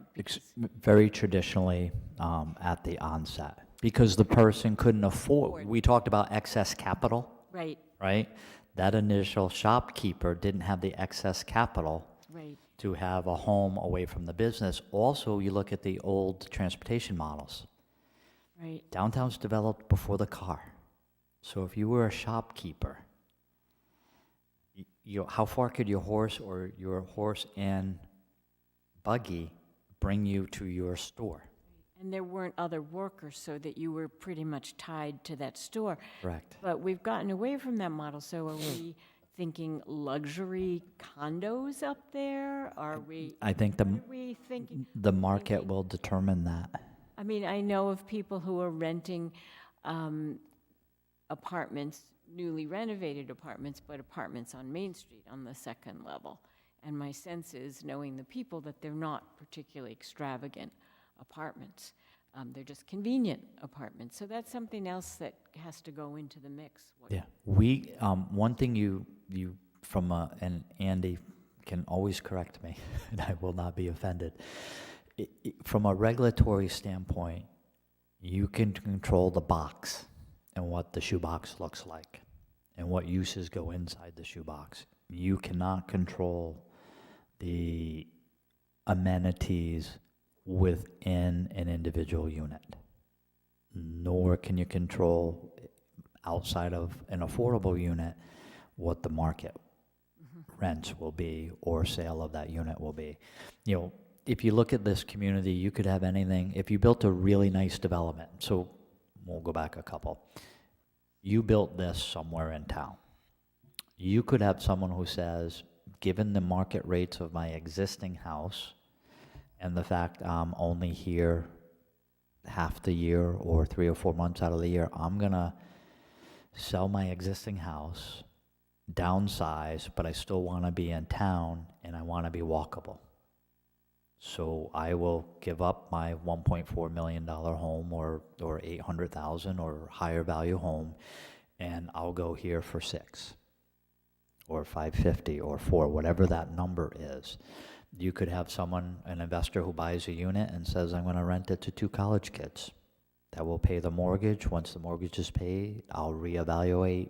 I'll let the college kids pay for my retirement home. You know, if we all did that when we were, 25 years old, we'd all have retirement homes in the community, and someone else would have paid for them. So and that's a uniqueness of South Kingstown, that you have this, you're burdened with it, but you also have opportunity with it, that you have this mix of housing needs and this mix of residents from, you're not a community potentially like Narragansett where 1/3 are full-time residents, 1/3 are rentals, and 1/3 are seasonal. You're something different than that. I don't think you're quite 1/3, 1/3, 1/3, but, you do have seasonal, you do have full-time, and you do have rental. But I think you still have more full-time residents than you do part-time or rental. But to Liz's point, I think that our idea is that we want to find a way to have a broad range of housing types throughout this corridor. Yes. And that should be stated at the onset. And each developer will have a different price point. One developer will come in and say, I think the marketplace is high-end luxury, and that's what I'm going to build to. And another developer will come in and say, I see the market differently, and I'm going to build to this. And that just happens organically in the community. You see it now in your housing stock. Some builders are coming in and choosing to do duplexes on single-family lots at a certain aesthetic, and other developers are coming in and still building waterfront shoreline homes in the $1 million range. No regulation is demanding that mix. That mix occurs in the marketplace. But if we encourage the Cohasset one from a few photographs ago, because we liked that for its mixed use, and then each of those apartments sold for $1 million, does that change our conversation if it's not? I think the spirit we're approaching this is that it's going to provide useful housing for our community, not necessarily investment vacation housing. Does that change our, and I'm not saying it's bad or good, but does that change the conversation and our expectations if it's going to become $1 million apartments as opposed to community housing? Well, and does that change our value, I guess? The demand for housing in the community is going to drive the market. I don't think you can control that. You can control, in that example in Cohasset, there are 2 affordable units. That you have control of. But just understand that the developer who chooses to do this, and Peter, feel free to step in, there is a price point associated with that.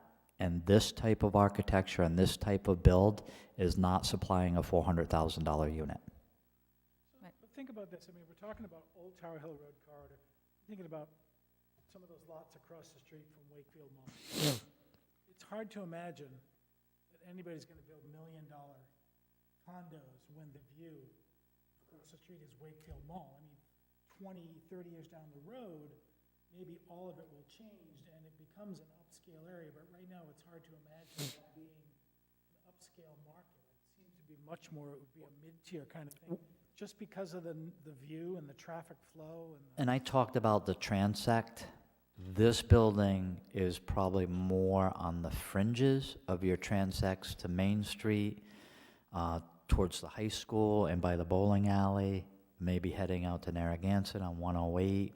It's at the fringes. This is potentially not across from CubeSmart, okay? But this is potentially aspirational. Across, to your point, Paul, you may say that, you know, maybe a version of this is what belongs across the street from the Shaw's Shopping Center, because that's what the marketplace can deliver, and it's the location it's in.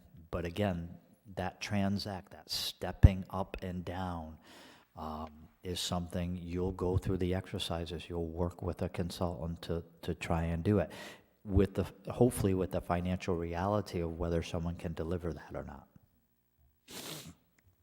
I gotta have a few more examples. So. This one's here specifically for Maria. I'm not calling her out individually, but this is a Calling PVC. that Nantucket, right? This is a PVC product. Because Maria said you can't do a nice fence that's PVC. So, so that's all AZEK. It's a extruded PVC product.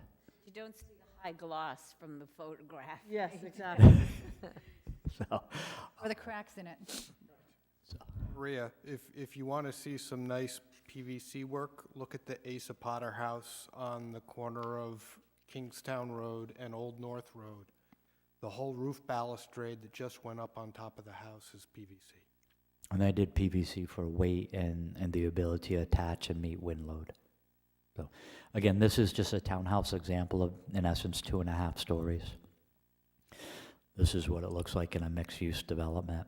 So again, this is a different model than the one I show you that maybe, you know, from Denham, Massachusetts. Maybe this is somewhere between the Cohasset and the Denham model.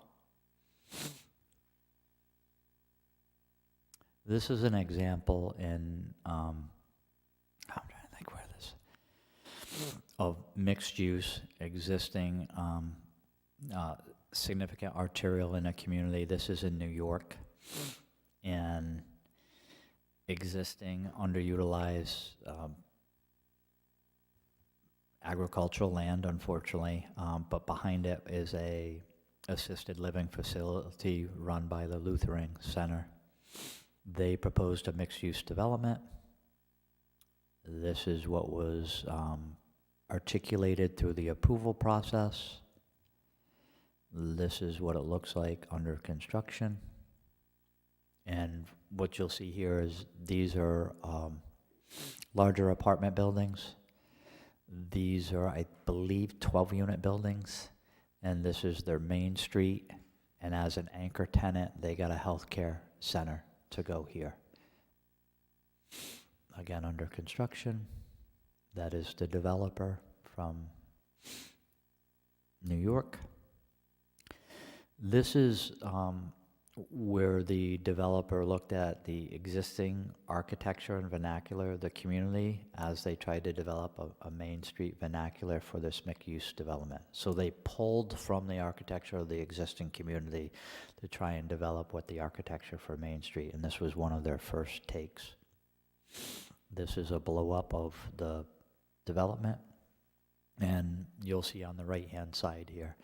So you have mail center, bank building, daycare, community building, townhouse residentials, walk up. which are the stack flats, multifamily stack flats, medical office, mixed-use live work, and mixed-use over residential and commercial. Sorry, mixed-use residential over commercial. Jamie, how was the range of housing types and affordability in that one? Are you? I don't have the finances on that. This is something I became aware of in the last month or so.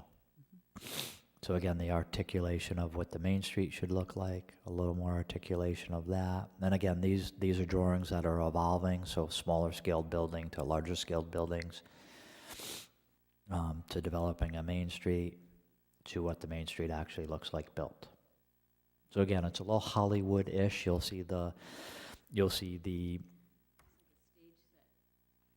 Yeah.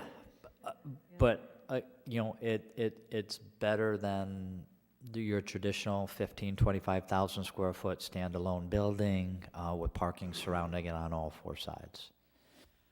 And again, so this is the aerial view where you see all the HVAC and all the utilities, but this is what it looks like from the street. So if we took away the fact that it's new, and you repainted some of the buildings in downtown, this would be very Wakefield-y, Peacedale-ish in your community. Now you'll see I'll put these on our webpage so that people can go to it, but you'll see the variation of the signage. But again, this was all controlled by one developer, and I'm trying to reach out and connect with the developer because I wanted to know, as he worked with the individual tenants, was he providing the design professionals to help them? Or was each one trying to meet his design standard? Because things are so complementary to each other, I find it hard that 20 different architects were involved in this versus one or two working directly with the developer, hand in hand with a future tenant.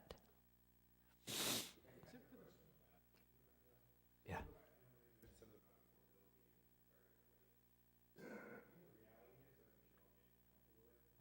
Is the only affordable ones that they're gonna build are the ones that we require them to build? Correct. They're not gonna, I mean, On their own. they're not gonna build them on their own. So I don't think that's gonna solve that problem we're talking about. I mean, you look at this beautiful development here, all the affordable ones are way down the road. You see the white box with all the windows. Right. I think we're talking about apples and bananas here. We're not talking about two same things. We're talking about redeveloping Main Street in the hopes that we could get more affordable units, but I think the only affordable units are gonna come on whatever percentage we require them to get. Right. Peter's potentially absolutely right, and I think with some of the discussion, and one of the things I showed you is here's an example of 2 floors. And even at the price point and the land values in South Kingstown, a developer may say, I can't do this at 2 floors. I need the 3rd floor. I'm gonna break even at 2.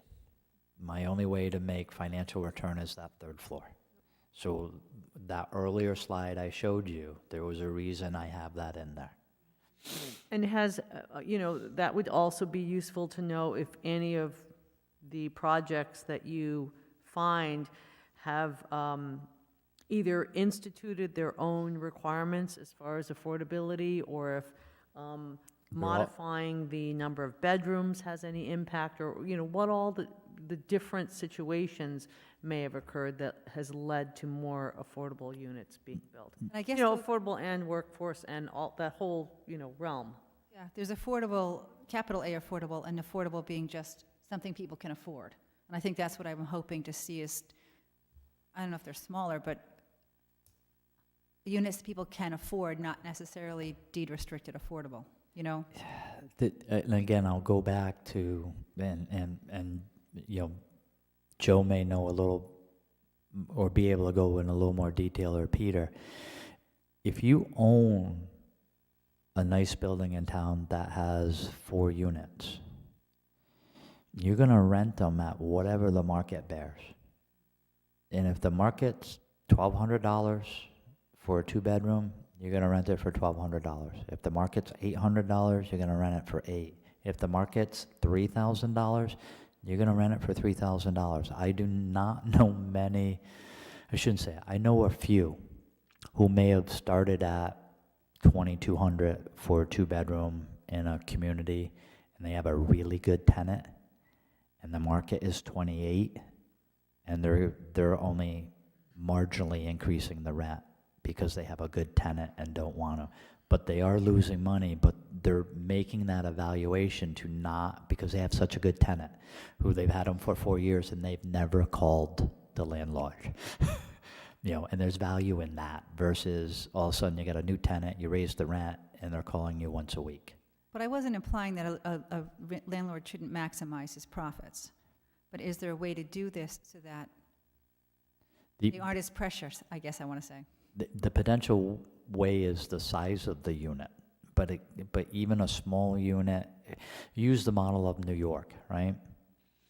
A 1,200 square foot, it's supply and demand in some aspects, and it's housing needs versus what the market supplies. So, you know, why is a 600 square foot unit in Greenwich, not Connecticut, but New York, you know, $3,600 a month? Supply and demand. That same $600 square foot unit in South Kingston has a certain price point, but it's also got a different price point in Foster, Rhode Island, or Cumberland, because in Foster it's probably only $750 or $800, but in South Kingstown it's probably $12. Costs the same to build, not buy the raw land, but build in Foster as it does in South Kingstown. The difference is the cost of the land.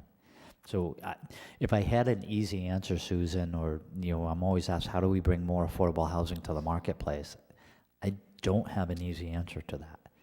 No community in the country has an easy answer to that. Everybody is struggling with trying to find that magic pill. Slide. Width of the road. If that were a landscaped island, Oh, I was just about to say that. wide, pedestrian unfriendly, it's not an inviting. I mean, I'm just looking at this thinking, this is brand new, and they could have done it a little bit better. Are you a planner, Paul? Yeah, It looks like what happens after the city burns down and then you rebuild it. It's funny. I mean, my eye went exactly to that here's a missed opportunity. Who was asleep at the wheel? I mean, I've taken 2 or 3 architects who are good associate friends of mine to Mashpee Commons, where we literally tape measured every road, and actually put some of the roads at Mashpee Commons, which is, you know, for a while was the leading example, and we put them all on road diets. Like, why is this cross section 30 feet wide here? Yeah, why, and, you know, why while the there's- inset parking is good, the ineffective attempt at traffic calming with that large mass that should be a raised, planted island. There's probably a tractor trailer movement involved here, but at a minimum, it could have been a cobblestone. It could have been something, right? Because But it's ineffective, as it But is. And sorry to be picky, but No, Paul said but- it too, so but- I don't feel as bad. this goes back to a discussion we had earlier on the second agenda item about training in those gray areas. This is where, as a planner, I would hope during our initial discussions with the developer, we're preemptive, and you as a planning board would, when it came to you, would see this as either landscape or cobblestone. If we don't, hopefully through education training, this is that gray area where I would have expectations that if the developer said no to your planning staff, that the planning board demanded that be cobblestone or landscape. Even if it, you know, if it was a turning radius for a tractor trailer, it still can be something other than blacktop. Especially in a shoreline community just south of Boston, where maybe you get 1 or 2 wet, heavy snowstorms a year, but for most instances, you know, it's coastal. So you're getting rain and sleet. Again, this developer has done an extremely good job at integrating the community and having community events and having public space within this development. So this is a typical Thursday, Friday night where they do entertainment. And those are residents. I do know that potentially 25% to 30% of the people that are here don't live in this development. It is now becoming an attraction for the community, which for all of the shop owners is incredible. It's more boots on the ground for all of the stores and shops.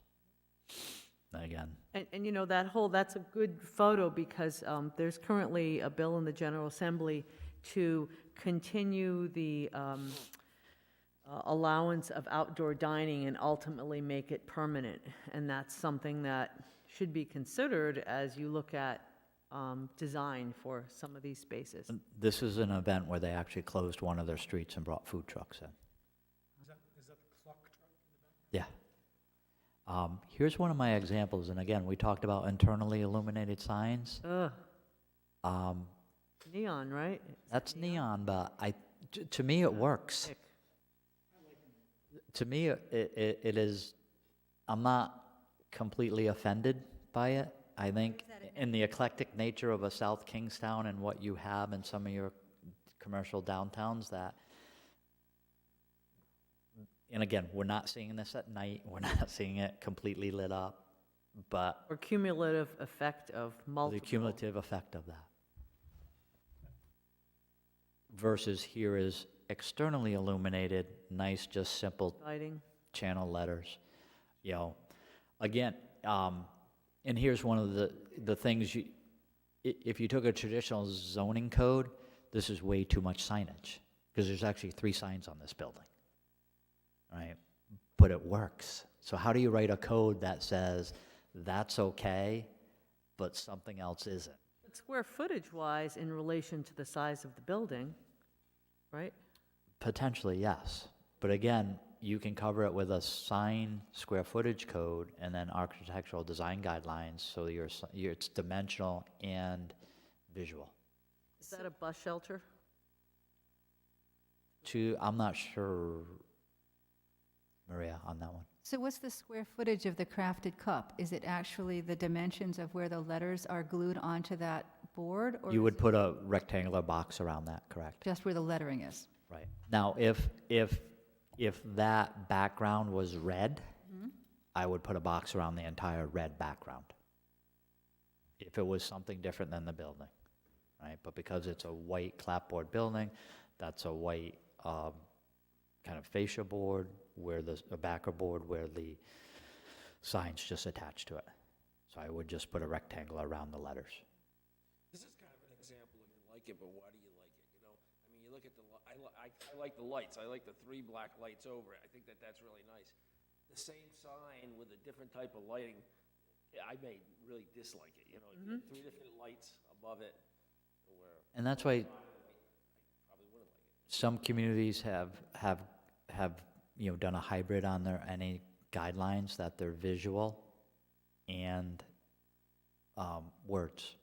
So you have this would be acceptable.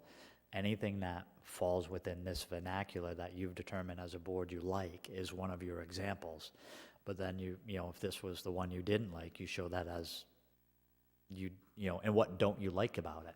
If those words weren't illuminated with neon, so that's a channel letter without a face on it and the neon inserted within the channel. Maybe without the neon illuminated, you would like it. So it's just, to Joe's point, I know what I like and maybe I know what I don't like, but how do you articulate that in a code? And then it's the context of the neighboring buildings. I mean, to put Yeah. this sign Yeah. on the side of that other sign, what a conflict that would be. And that's why you start to look at the street, and there's similar vernacular as you go down the street with the goosenecks and the channel lettering, and at the end of the street, you can actually see the neon sign, right? And maybe if you had 6 of those, it'd look different than just one of them. Can I play devil's advocate here? Of course. So, and I wonder, what are the signs on the pharmacy right at the curve of Main Street that are hit you very brightly in the face That there? was the building to remain unnamed. Okay, all right.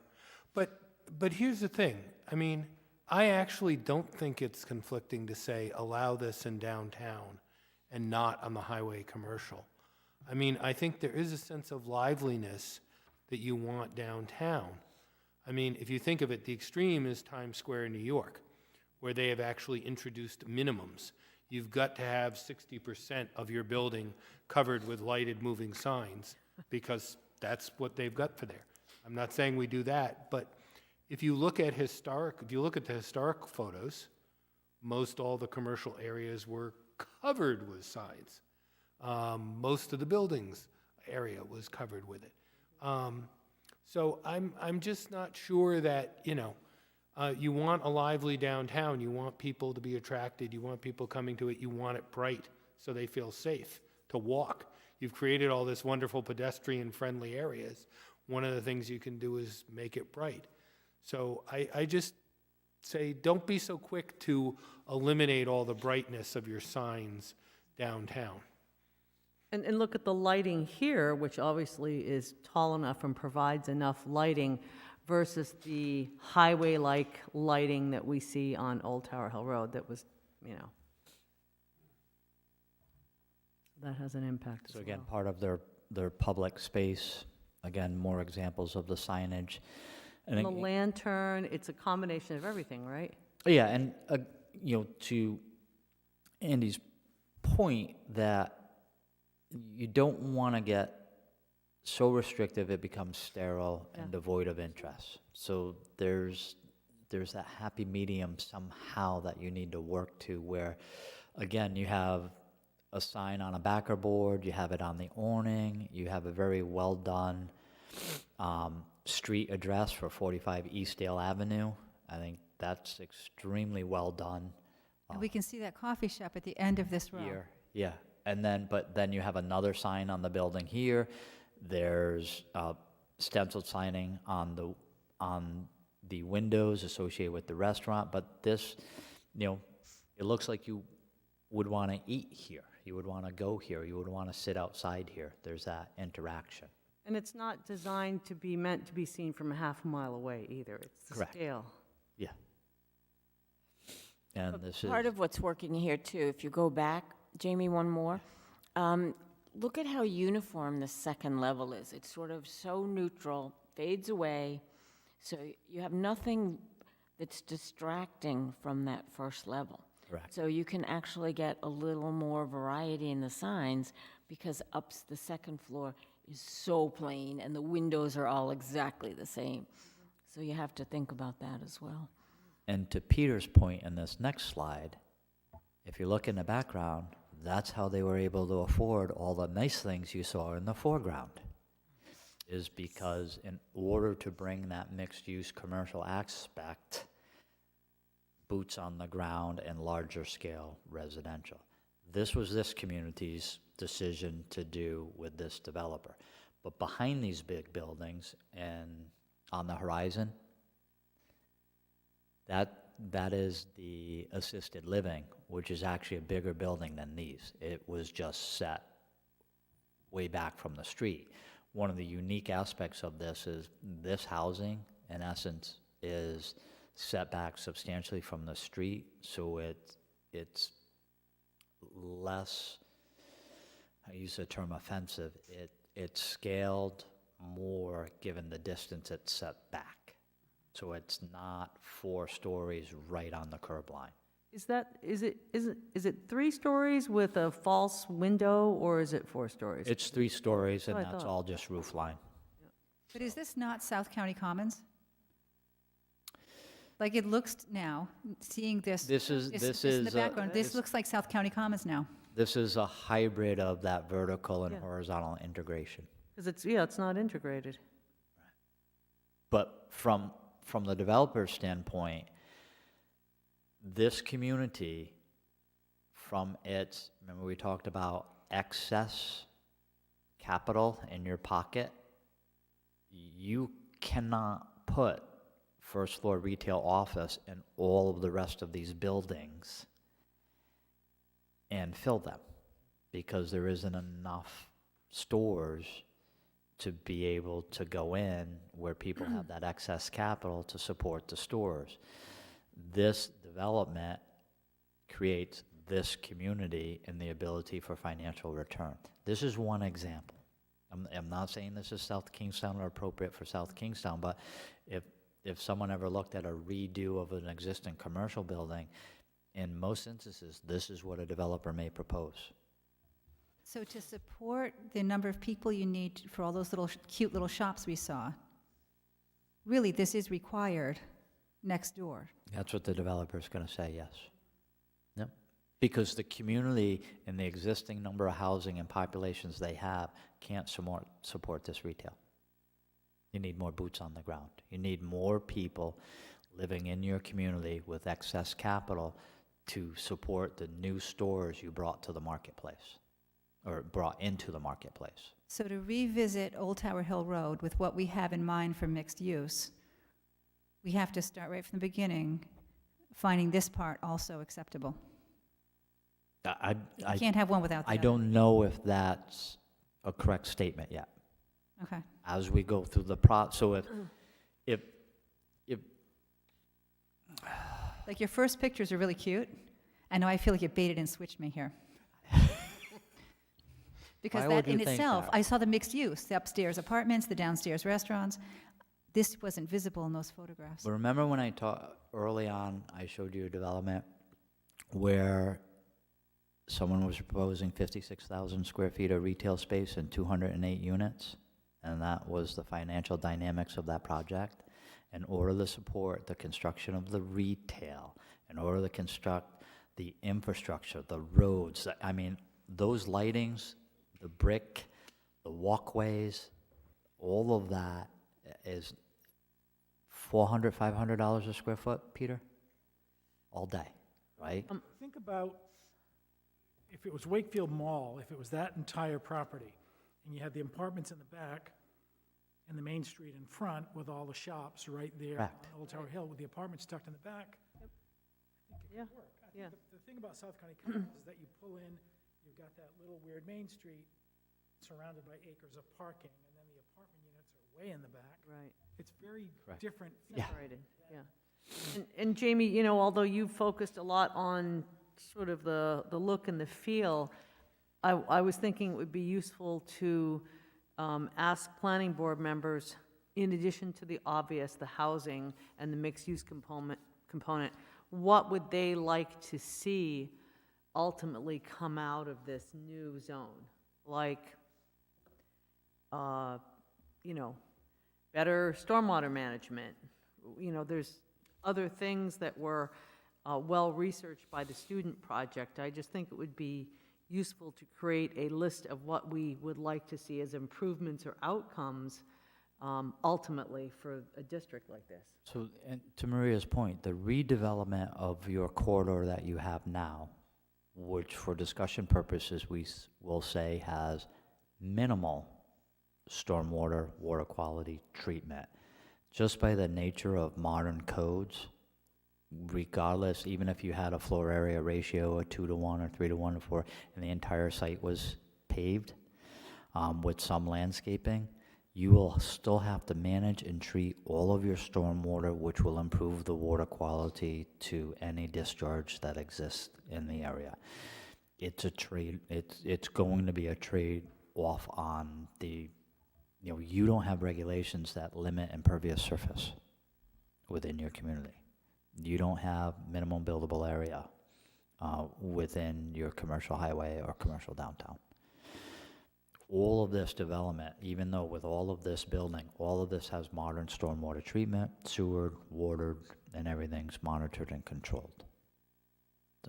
So things like improved safety, pedestrian and bike access, decrease in noise, improvement in lighting, a lot of those things that were kind of researched at the student project. I think those are all things that we would like to see as a result of this.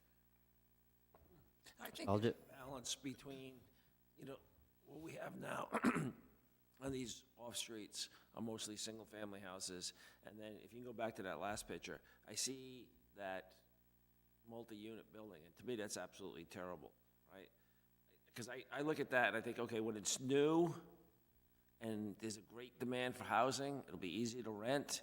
And then as time goes by, people are not necessarily gonna wanna live there. They're gonna move to something that's maybe has a little bit more of a sense of place, sense of community, with sidewalks and place for their kids to play or whatever. And something like that in the long term is not gonna be sustainable. It's gonna start falling a little in disrepair, and then you get to the point where the landlord's not gonna necessarily get the same rent, so he's not gonna keep it up. And then you end up with some, some plight. I mean, and I think that for this new area we're talking about, to me, it's that balance in between. I like to see a sense of community, a sense where people like where they live, they like the community, they like the neighbors, they like to, and at the same time having maybe a much higher density than the single family that we have. We have a project in front of us now over there, Route 1, and to me, it's the same thing. To have this really big, jam them together, you lose a sense of community. We're looking at short term versus the long term, And I think we need to be looking more at the long term, what's sustainable, what people are going to want to live when the building's 10 years old, 20 years old, not necessarily let's solve this by putting a bunch of units now. And so it's just it's that sense of community and that balance between the single family and this trying to jam as many in as possible for affordable. And Joe, we're talking, this is the discussion part and the give and take, and the more information I can give you when we bring a consultant on board, the more you can articulate. You can go back, well, Jamie, can you bring that PowerPoint you did, and you can start to have that discussion. So part of this is background education. So when we bring a consultant on board, that you can be engaged and tell them, I've seen some things I like. There's, to your point, Joe, this is potentially out of scale to what you envision for your community. And I think I have there are townhouses.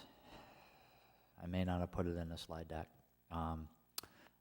But these 5 buildings here are probably more appropriately scaled.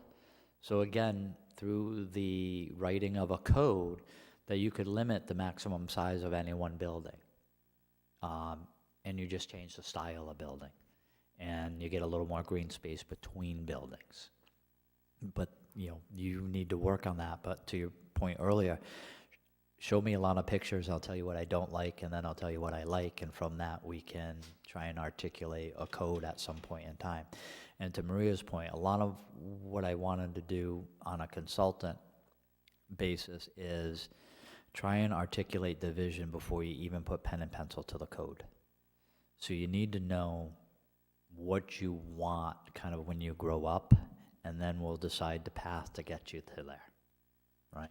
So if you want to be we use the example, you want to be a surgeon someday, then you got to get good grades in high school, you got to go to a 4-year degree program, then you got to get into medical school, then you got to do your residency, and then someday you become a doctor with $1 million of school debt. But that's a path, and we're talking about how we get from point A to point B. So, we're talking about a fairly small stretch of road. Would the consultant look at the lot sizes that are there, look at what's there now, and they have to. Fit the vision absolutely have to the actual lot sizes and land that's Yeah, because there's only we're not going to do that on Old Tower Hill Road. there's only one big piece in your corridor, and it's almost fully leased right now. It's not for sale. So it's potentially not for sale.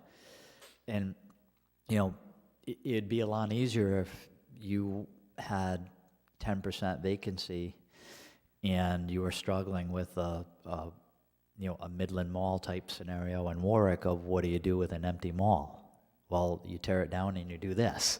You have a fully kind of leased, you have Imagining of malls. you have a lot of fully leased buildings. So that's why I say this is like a downtown that took 200 years to develop without a zoning code for 150 of those years. So this is a process. It's not going to happen overnight. I just have a couple others. Just to let you know, this is anyone remember Spags is next to Lizer in Shrewsbury, Massachusetts? Nobody? There. Andy does. Wasn't there one Okay. in Worcester, too? Yeah, it's just outside of Worcester. You, Near where 146 used to come in. yeah, this is Route 20. So this is like the first Ocean State job lot, the first Walmart, the first anything. Spags was like the iniquity to Ocean State job lot or Dollar Tree, Dollar General. It went by the wayside, and Shrewsbury had this kind of non-productive area.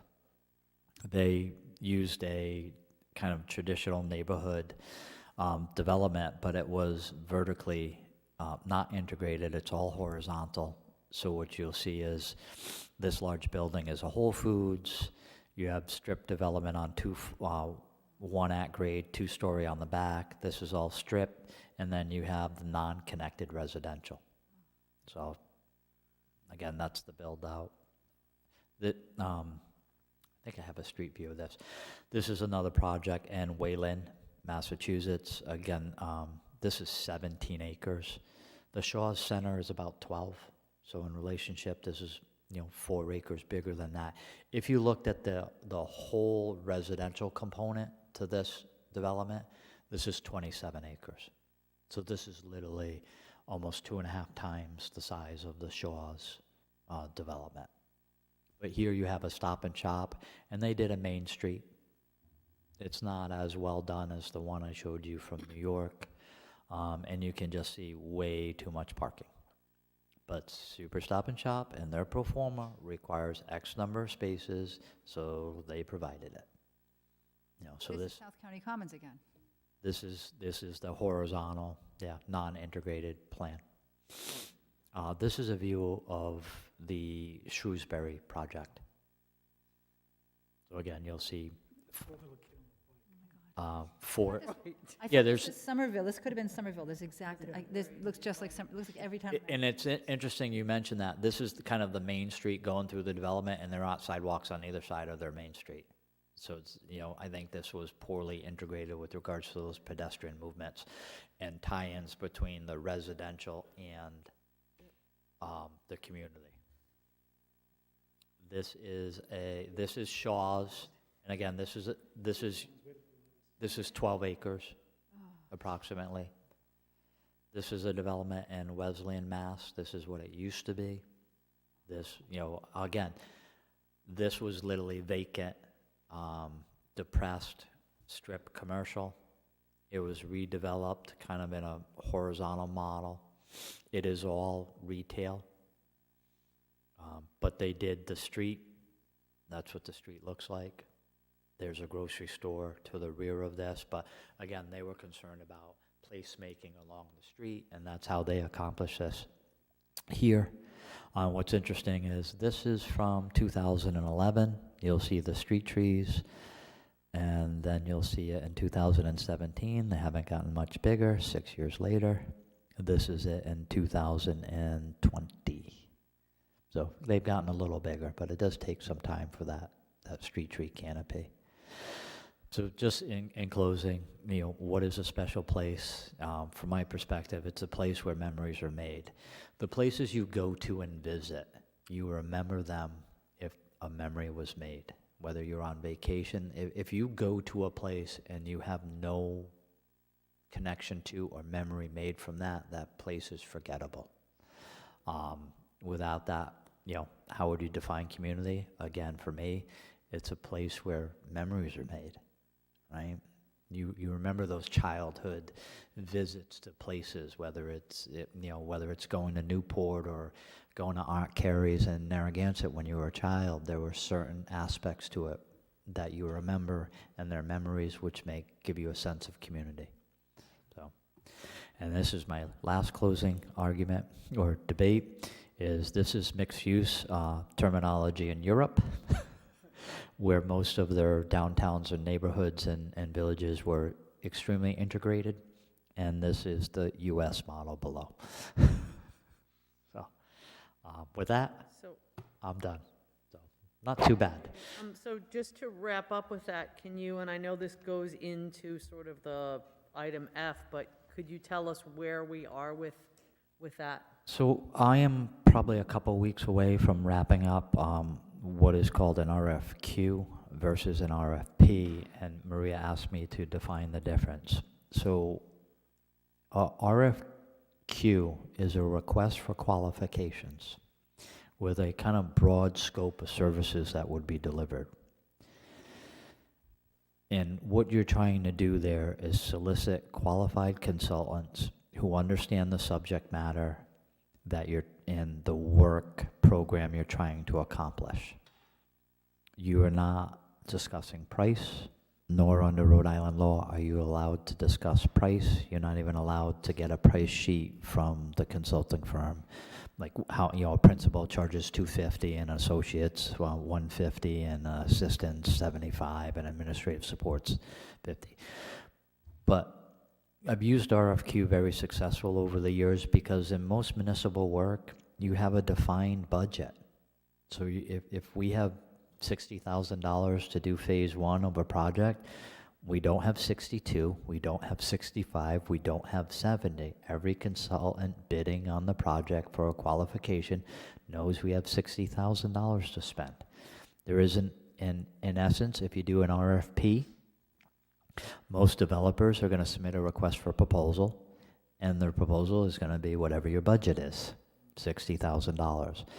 What it allows us to do is potentially, with the RFQ, once you select what you feel is the most qualified team to assist you, you then bring them in, and you may interview 2 or 3 firms. Build a relationship with whom you feel, and then you bring that one selected firm in and negotiate a contract and a final scope of services. With an RFP, you have to fully define the scope of services, the deliverables from day one, and then the selection process is not always based on best qualified, but best price. You have a very unique situation, which gives you unique opportunities in this community, so I don't see it as a detriment. I see it actually as something positive, but you're going to need a unique, qualified team who has a lot of experience in community building, visualization to bring this project to fruition, and ultimately articulate it potentially in a regulation. You know, you could go through the phase one in a visualization process and decide this isn't for us. This is not what we want to do. This is not what we want to do. And you may also find out that financially it's unachievable now. But Jamie, the better articulated the RFQ is, the more likely we're going to get folks to apply that have the same vision. And then, Yes. how long do you think it would take till we actually have somebody physically here to talk to us? Because we're all anxious to get this under. I would say late spring, early summer with a signed contract.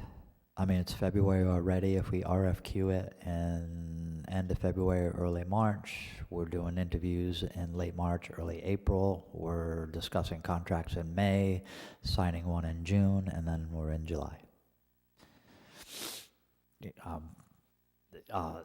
And Maria knows this probably better than I do.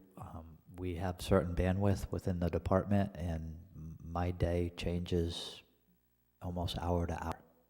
And even today, I probably have an additional 2 days worth of work that I did not anticipate I had prior to 4 o'clock. So, and I know the question may come up, why hire a consultant? Can't, you know, Rich Bourbonnais is talented, and Jamie, you are, and you got Brian and Jay, and can't you do this internally?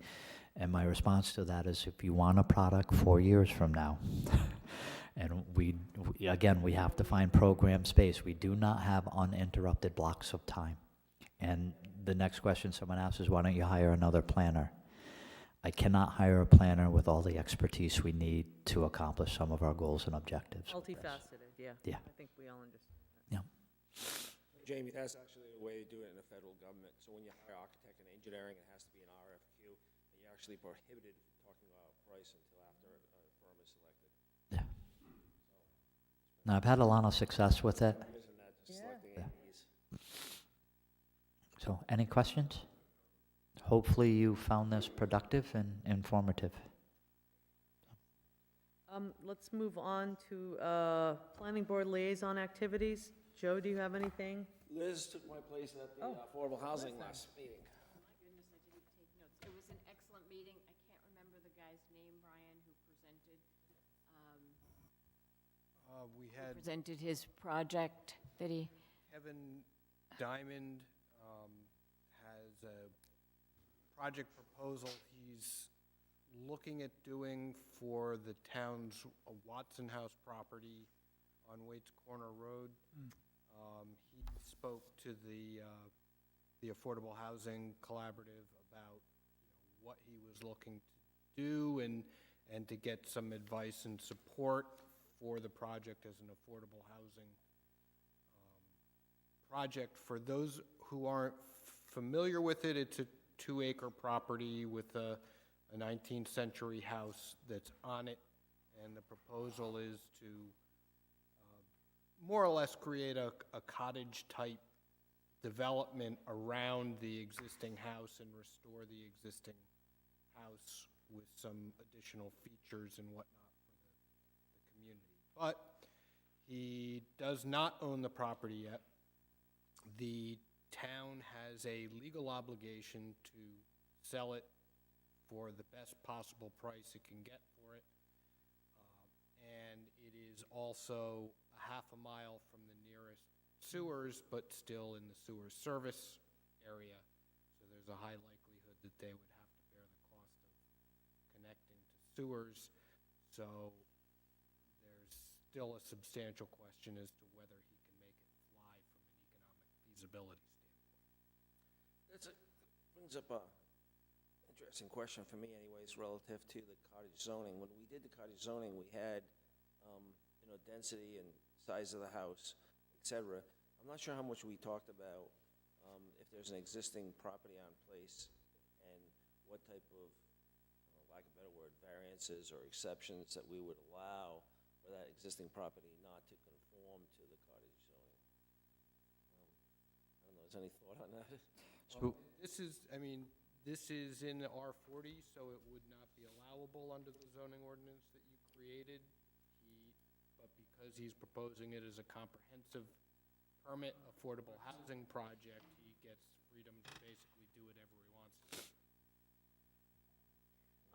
And I did want to mention, people remember, there was a woman who is from the Housing Network that came and spoke to us the last time that we discussed the village at Curtis Corner. Her name is Melina Lodge. She works in that Housing Network nonprofit. And she asked if she could come sometime and discuss with us further some of the details that we might not be aware of with regard to rentals, purchases, and all of the things that someone has to go through in a project. Like as a work session? Yeah, she would come to a work session, and just, Is that something we can invite? There's been yeah. quite a bit of change out, I think, in the Affordable Housing Commission. Has a hard time keeping the members, but I don't know if we could maybe invite them to Yes, that as certainly, well. yeah. And she's been doing this Some of for a them long are time. members. Brian, I don't know if you can or can't share anything relative to the grant money, because I think you guys are getting close to doing something with that. Not Yeah, necessarily. so what we can share with you is on the housing component, there's $375,000 available. We had 4 applicants under housing that applied. 2 are for the creation of units. 1 is for some maintenance and upgrades to existing units, and 1 is for master planning aspects of an existing facility and potential expansion of that facility. We're in the process of putting people in place to review those and make a recommendation to council. So, and we also had 1 person apply under the social services grant who was actually stating they wanted to create affordable housing in the town. So From now, we'll have a idea of how many additional units. I believe we have a deadline of I think like March 16th or so, where we're supposed to report at a council meeting. I believe it's the second meeting in March that we're supposed to report to council on staff's recommendation on allocation of those funds. And then that project's that's before the planning board, we were gonna get that, just a matrix for the affordable housing, as far as what's desirable, as far as transportation, how close it is, and utilities, and whatever else was on that sheet, just to help us evaluate that project. You talking about the project that we also talked about having a site visit to? Probably, yes. Thought I'd bring that up as a reminder. I also wanted to mention that the Sustainability Commission is having a forum on April 19th, and they used to have them annually. I think maybe they haven't had them for a couple of years, and they're going to be discussing energy conservation, composting, and water conservation. They have asked that if the planning board would, if they could put the planning board's name on their flyer. I did ask, what does that mean? What would be required of the planning board? And they said nothing other than reaching out to our networks. So I don't know if everybody thinks that's a great idea, but I thought it would be nice to get back to them.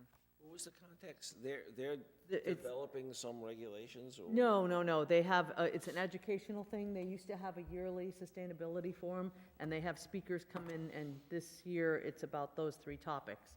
And they would like to have, not really the endorsement, but just we're asking for the planning board and the Conservation Commission that they could use our name on their flyers.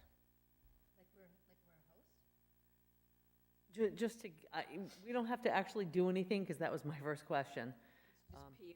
Yes, It's PR. exactly. That you're an unofficial, official co-sponsor without any financial commitment. Well, that's always sounds. I mean, Sure. yes, okay. Especially if we use some of their advice. Yeah, of course. We might want to use some of their advice in this mixed-use, high-density area. That's right. Water conservation. Water that sort of conservation, yep, that's gonna be a big one. Any other things with regard to liaison activities? Jamie, update? I know Just- you've given us some already, but, One of the primary updates is at last night's town council meeting, there was a discussion about having a joint work session with the planning board on housing. It would, we'll send out a doodle poll, but I tried to articulate to council that the subject matter associated with housing deserves more than 20 or 30 minutes before a regularly scheduled council meeting, and my suggestion was to do it on a separate night. I did mention Saturdays, although there are only 52 of them, and I cherish each one of those 52 Saturdays in the calendar year. And council mentioned that they normally meet on Mondays, so they would prefer a off week Monday, off cycle from their council meeting. So we'll be working to try and schedule something with them. I did mention we would potentially provide refreshments wow. and Who's we? the planning Yeah, board. who's we? All right, we're gonna have a sign-up list for dishes, and someone's got appetizers, main course, and dessert. But if we can supply a few pizzas that evening and some bottled some water, I think it would be appreciated. I would intend that we're all sitting around the table and we have a discussion. I did mention there is no easy answer to the issue. Communities throughout the country and world are struggling with the affordable housing supply. It's not unique to South Kingstown, and I'm not aware of a simple solution that's We'll send that into a multifaceted. poll of some sort. Yes. Great. Update on legal recreational cannabis. Andy, is there anything new or exciting in that regard? No. I mean, we've passed the buck essentially at this point. I will inform, the public hearing is scheduled for the next council meeting. So I want to say two weeks out without looking at the calendar. three, It's been a while since we forwarded that recommendation to the council. well, it went to council originally, and then they had us redo it as overlay districts, which came back to you, and then it's gone to them. It's been less than a month. Have you had any sign that any companies are sniffing around? No, Okay. none. Nothing on the retail side or the cultivation or testing side. We've had no contact with any of those entities.